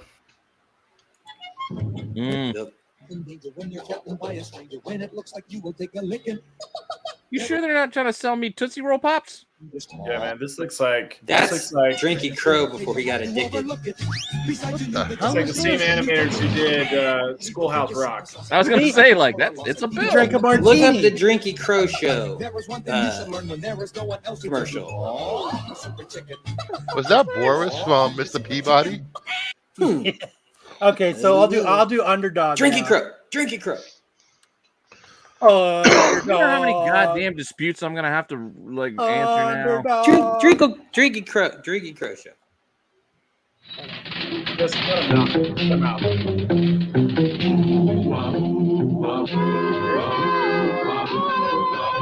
When criminals in this world appear, bring them on the face of fear, and fight for all who see or hear the cry goes up so far and near for Underdog. Yeah, this has like a Chicken a bitch. Literally. Underdog, speed of lightning, roar of thunder, fighting all power. This is like too much. This feels intense. He did drugs. He had drugs in his ring. That's how Drinky Crow we might lose show. a war if we. All right. Drinking Crow. Was that the same guy that did all the Marvel cartoons from the 60s? Same voice? I don't think they had many voices Commercial. back then. You don't need to watch the show. It's the Drinky Crow show. Drinky Crow. Yeah. I don't know, but this is after my time. What the hell is this? I've got a Yeah, beautiful I was too old to Why ever is listen. Yeah, we're just gonna have to His cut this whore. whole segment there, Pete. Just Pretty cut much. the Yeah, whole thing. this is strictly for you live viewers because you replay watchers probably won't see any of this. Check out Drinky So, Crow show. And I think you should leave now. Okay. Here in Arizona, there was a show called Wallace and Ladmo. What? And they used to play Wallace and Underdog, Ladmo was a Super local- Chicken. It was a local show. It was a local show called Wallace and Ladmo. It was only here in Arizona. Like you got like Ladmo bags, and it was like a whole thing when you went on the show. It was pretty cool. But they used Is to it play like a Super religious Chicken. show like Davy and Goliath, or No. It was just like a kid It's show. just a kids show. Okay. It's kind of like Whoa. Captain Kangaroo or something like that. Yeah, they played Underdog. They played Super Chicken. They played Rocky and Bullwinkle. okay, so it's like a local thing, like Svengoolie would be for like the New York area. Yeah, sure. Bengali. No, Svengoolie. Bengali. maybe close to Seinfeld like bit. Oh, and don't act like this is outside of the realm of possibilities. Okay, we close kind to of like you know go around the corner. that show on WGN with the clown. Ed, we don't even know what we're talking about right now, let alone what you just tuned into. All right, we'll move on to the I don't hot even know what's chicken. going on. of I'm the week. just trying to post something on Instagram. This week, Uh-oh. Lucifer made me. Just a straight up Who is it? one Who is it? starlet. Yes, I picked one of my favorite porn stars this week. Oh, Lolly Lips. Lolly? That poor girl looks like she's in in pain. that bottom corner, man. You know what's happening to her right here. She looked like she's answering Ask Me Anything on Reddit while filming a porno. You realize we're going to lose all of our viewers to Pornhub now, thanks to this segment. Eh. I don't know. Well, Christina Rose is losing her apartment because she can't pay because of her decisions in life. I'm pretty sure if you watch Pornhub and stuff, you already know who Lolly Lips is. And they'll be back in 5 minutes. Well, we only have about 5. This is one of our with some glazed hams segments. Yeah, go glaze some hams real quick. Everybody is now Or just pull up Googling your Lolly second Lips. laptop. And... Remember to take your safe search off when you Google Lolly Lips. And use Bing. Bing? Bing is the thing. Yeah, fuck yeah. Everybody's used Google. You crazy? So, Bing? It's like you search up sexy pics on Google and it says, do you want to read more? And then you got to pay for it. if I ever went to the adults, You don't ever want to Film use Bing to Awards, search for videos because I would VK.com, Russian Facebook. Yeah, I would if I want love to use to meet Bing, I her. have to use like Microsoft Edge. Who the fuck uses like Microsoft? You to get the AI to talk. You don't have to use Edge. But she's one of my favorites right now. I love Yes, her. I noticed when you were picking these pictures, all I heard was. And then I had What are you to doing let over there? her I'm know. smacking my forehead because I I'm was so like, excited. sorry, Bruce, I gotta go. I gotta go take a shower. What was that noise? So, it's like that scene. It's like that scene in that Robert Downey Jr. movie, Due Date, and Zach Galifianakis. They're sleeping in the car overnight, and he's like, "What's that sound? What's My that? dog. Oh, it stopped. Oh, he's. What's that? There it is again. Yeah, I don't know. What is that? About Kyle. Okay, so now we're on Masturbating. to the What the fuck? what the fuck His dog's story doing it. of the week. You really This should pic- flip flop these. This is like Yeah, this is the wrong kind of palate cleanser, man. yeah. So this is I raised This myself is like a and puke and transformed rally situation. into a plastic Come bimbo. on, Kyle. Bimbo Barbie. So a Swedish woman claims that she spent nearly $127,280 on plastic surgery over the last 10 years in an attempt to become a real-life Barbie doll. She missed the fucking mark. Did she wonder why they're Alicia snickering? Almira revealed that she quit her lucrative PR job a few years back in order to become a self-proclaimed full-time bimbo. In the shock interview with Truly, Almira claimed that she has had 2 boob jobs, rhinoplasty, fillers in her forehead, around her eyes, cheeks, jaw, and lips, Botox, and whatever There's the no fuck way that that's only Hollywood thread lifts. The ideal look I wanted to achieve is the most plastic, fantastic, over-enhanced sex doll, she said, adding that she found the surgeries to be addictive. Despite having multiple cosmetic procedures already, Almeria says Is she the cosmic threat? stopping anytime soon. It only Jesus. cost her nearly $2,550 to $3,800 a month. I don't think I'll ever stop having surgery. Contemplated the blonde bombshell. It's a huge part of my bimbofication. There is no perfection in my mind, continued Amira. It's just a matter of growing and evolving, and every year becoming more and more plastic. Do we consider So her sloth kids from don't Goonies have a to. bimbo? Because I feel like I'm looking at sloth. She's And- under the Was there a impression video that to those go are along gonna- with this? Those are going And to be I transmitted to her have- children. I have Your kids added look nothing like you, lady. the wonderfulness of a video of her. Oh no. Oh man, Yes, it's you gonna be guys like sound that the little problem. skeleton I had kid to watch dancing, it. You guys have to watch it. the bunny kid.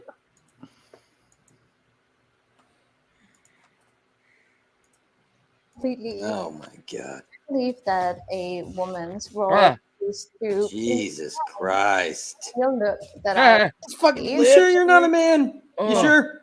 I fantastic, over enhanced sex doll. In total, I probably spent over £100,000 on that. Jesus Christ! I have had a rhinoplasty.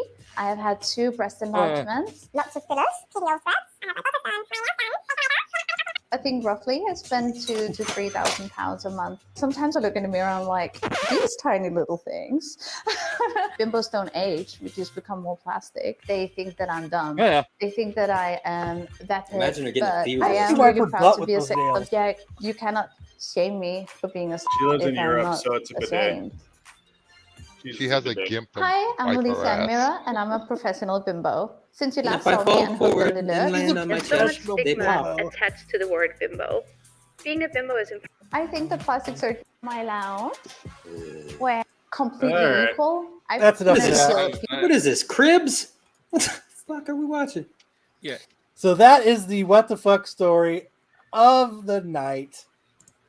I did make Brucifer suffer I'll tell you what through that. you accomplished. Pete, You accomplished killing my oh, appetite. he That's what you faces did. I no longer need a late night snack after that. Next, we're on to what everybody clamors for to this show and waits and suffers through 2 hours to know is Triple D Dodgeball highlights. Why is it fireworks All you gotta going do is off? click where it still? says highlight. Fireworks? What are you talking about? Yes! This scares the shit out of my dog. Just click highlight. I did. Oh, hold on. I have to reshare the screen now. There's rules. It's July 8th. You're 4 days late to your fireworks. You're 4 days late. Let's get that Punk ass sound going. bitches.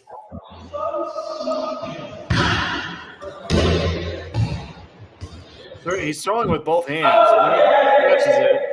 Gets me out. Catches it, and then he gets another catch. And then suicide for the win. It's over. Just like that. Brian is really good. Is that Brian, the only clip? That's the clip. I mean, we had a live stream on Instagram this week. That's the latest video there, but it's really long. It's about 2 hours. And we haven't put up any of the highlights from that live stream yet because the camera kept getting knocked around. But we're working on it. Some good stuff for next week. I'm posting a card. The one thing I wanted to say is that don't forget that in December 29th, we'll be live streaming our international tournament that we're hosting here in Phoenix. We've got teams from Italy, from Canada, from Mexico, and from Utah and Arizona and California and Colorado that come into play. So check out December 29th and 30th, that tournament.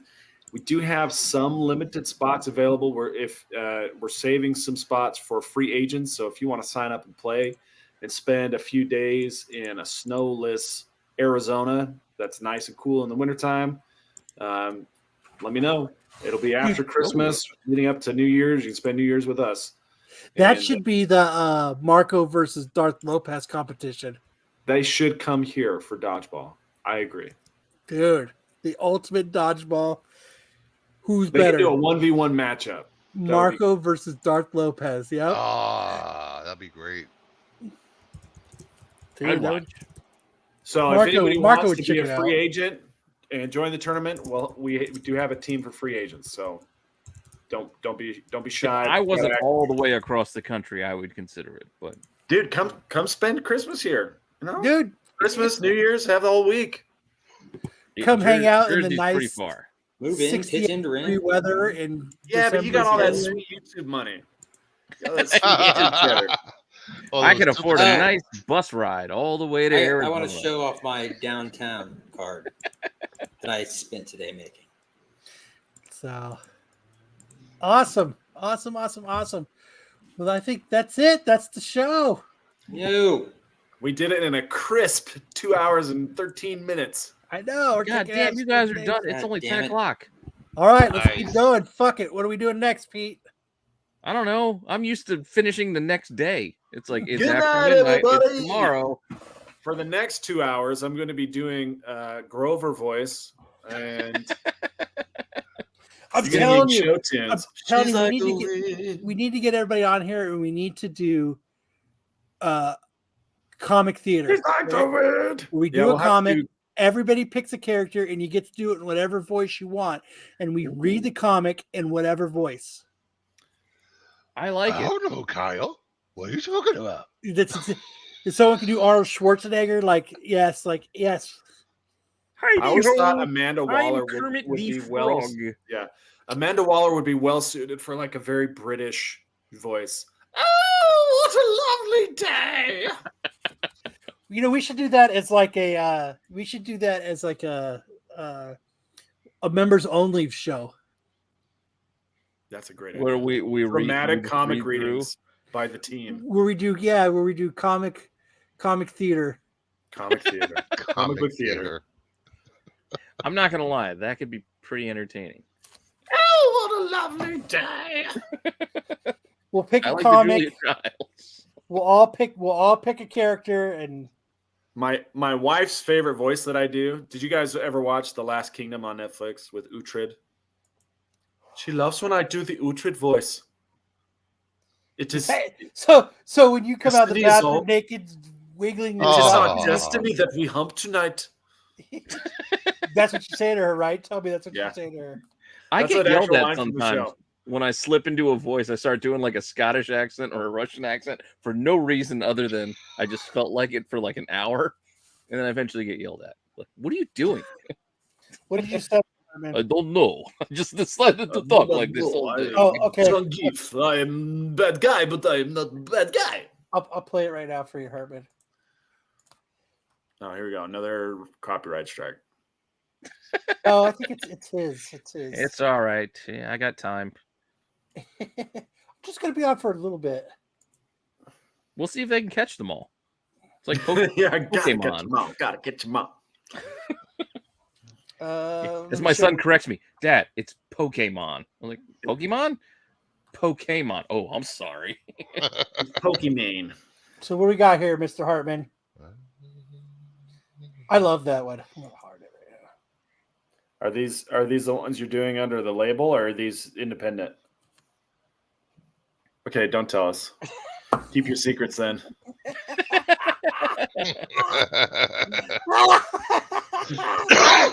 Well, let me tell you, this one I decided to do where I was putting a pirate with the ice cream cone. I'm a Philly fanatic. Keep your secrets. Why the hell's a Philly fanatic in there? Yes, I forgot about that. Remember to go and sub up to Kingdom of Nerds on YouTube. Yes. Bruce's first new channel. He's doing the great. one that Lopez is slowly Bruce going to leave SNS for to do on Mondays only because it's more convenient for him. Lopez is only allowed to stream on Mondays. He had to get permission. He doesn't have to get permission for shit. He can do whatever the hell he wants. Here. It's not your permission he needs. It's wifey's. Well, that I have no say in. Oh. Hello. Where the hell you been? Hartman's tuning in from the North Pole, everybody. I think we've got him. Go ahead, Hartman. You're live. What the fuck? Could you guys not hear me? No. No. If you were talking, Jesus no. Christ. So here is let's back up. After my 6 strikes, I got 6 strikes for that. Bullshit for that last episode we did. You got 6 strikes. Yeah. This just in. Kingdom of Nerds is tied for most strikes in a single episode. Most of the videos were still up. What did you do? You know what took us? You know what movie? Monetized yet? You know what final? You know what final trailer that we played that took that stream down was Flight of the Navigator. Flight of the Navigator. Now this is pod racing. One of the panelists, little movie perv. He's a director, so he put together like all our picks into one collage of movie clips. So. Man, I was talking all about my card. Too. I love that intro. God damn it. I'm sitting there talking about my card and you guys can't hear me. We're all the way here. We're at Kyle's picks. Yeah, we missed it. Still up? That was the Philly fanatic in that card too. Yeah. I figured. I know the Philly this fanatic. Just in. But in the episode, they couldn't use the word. They couldn't use that term, so they had to call him the fanatic, and he gets in a fight with them. But okay. You got to watch the show to really. I thought it was edited out. To the rest of the world. It was originally. It actually took us off of. He didn't get strike. They actually pulled the stream. Yeah, we were in the middle of the stream and they shut it down. So remember to go check out Kingdom of Nerds. Like and subscribe. Oh, Kyle, you know what else we could mention is Thresholds of Reality had 2 interviews this week. Talked to another. Gosh, who was the first one? The first one was not a dream lady. These fireworks are still going. A medium. The medium who talked to aliens. Again. Medium who talked to aliens. Her name's Jane Allison. And then I talked to a really fascinating guy yesterday who knows how to summon demons, and he has a book where you can summon demons called Grand Grimoire. And his name is Alan Lamba. If you are interested in summoning demons and making contracts with them, but that don't include the selling of your soul. Is his name Harry Dresden? 100% No, his name's Alan Lamba. His name is Larry Botter. You're guaranteed to summon demons or your money back. So check out Thresholds of Reality. Yep. Remember to like and subscribe to Thresholds if you like we're crazy we're weird closing in on content. 400 subs. We're almost there. Here we talked to a guy that went to the 9th dimension to talk to aliens. He told us that the black people, yellow people, white people, what about the 5th, 6th, 7th, and 8th dimension? He jumped all the way to 9th. And Jewish people all came from different planets. Yep. Those are his words. Was the guy he talked to in the other dimension Tom Cruise? No. Carl Sagan. So he was like a missionary for this other guy, but it was very much his. It's like Michelle something. Yeah, Michel Demarque. Yeah. Interesting. Yeah, he was a pretty cool dude, but yeah, that's what he said. He said that that's the reason there's life on planet Earth is because all these different types of people, planets were dying and they left and they came to Earth and started to populate the Earth. That's all these different. What happened to their ships? They got eaten by a giant lizard in a volcano or something. Very.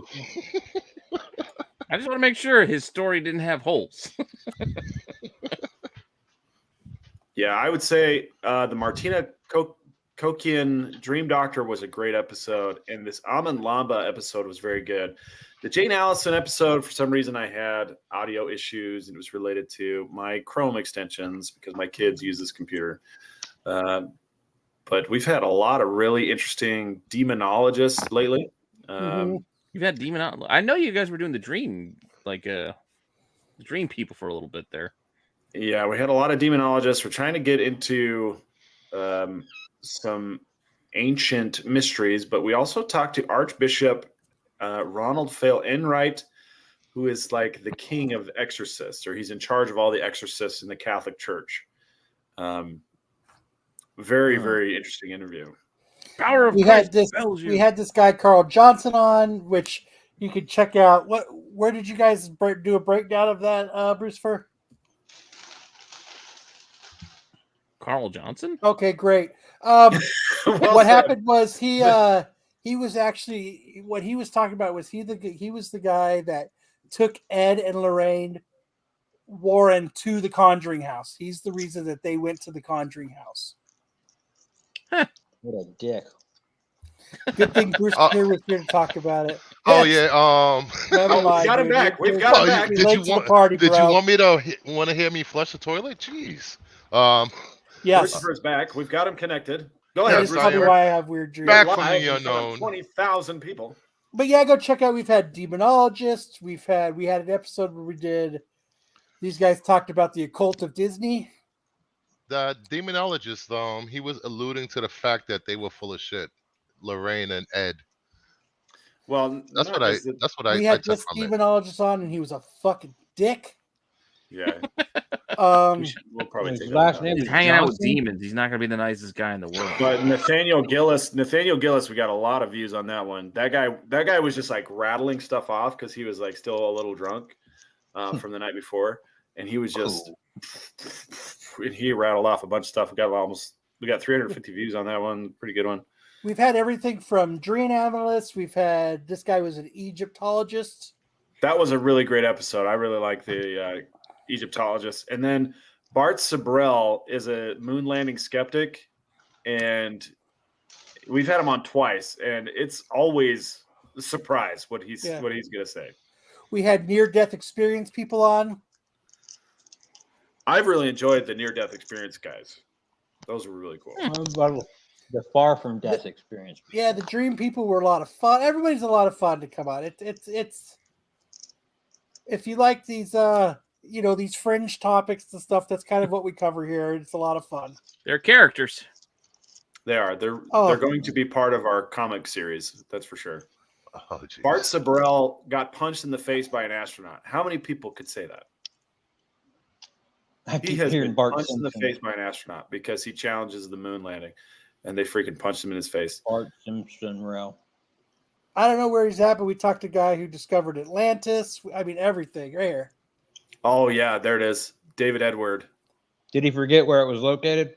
David Edward started his own channel, and he's got tons of views. And then he got really sick, and I haven't seen any new videos of him since he got sick. Got the Atlantis flu. But right after he was on our show, he started his own channel. It blew up, and then he got sick. He got syphilis from Mara. Maybe he caught COVID. AKA Amber Heard. I mean, we've done ghost hunts. We did a lot of ghost hunting episodes for a while there because we got plugged into a local ghost hunting scene. But how about ghost cunts? You need to interview some of them. Yeah, watch your language, man. This guy kept getting abducted by aliens, and they would take him to fight intergalactical wars. Yeah, it's mostly about Starfighter. Yeah, it's kind of like Starfighter. Yeah. Yeah. I mean, candy. My favorite episode. Oh, we got the Skinwalker Ranch guy. That's one that's. How many views? That says it's got like 800 views already. The producer of Trace Zablotkin, he did the Haunted series on Netflix. That was fascinating. And my favorite episode is the episode number 20, Johnny G and Spectrophilia, because this guy comes on and he starts telling us that he's a sleeper. He's basically Jason Bourne, but he also does porn, so we called him Jason Porn. Jason Bourne. Jason Bourne, yeah. He says the U.S. military has him. They injected him with mind something. control. They injected him with something, and then they could remote control him. So is ghost pornos just solo, basically? No, he said a ghost got him pregnant. Because you can't see he films it. himself having sex with people who've had sex with ghosts. Oh, what? So he's just an Eskimo brother of ghosts. Yeah. So yeah, go check it out if you like, interesting different topics. It's kind of fun. Look at the Irish. Like and subscribe. Thresholds of Reality. So, and on that note, remember to check out Pete and the fellas tomorrow for Tales from the Dark Side. Remember to always check out Pete's shorts because he likes to show off his shorts. I do like Pete's shorts. Sometimes they've got skid marks. Sometimes they don't. Remember to check out the Tech Show, the Get Off My Lawn, and all the awesome programming that we have here on Renovision. Never a dull fucking moment. And on that note, where is it at? Either you've got me confused with somebody else, or this is a joke.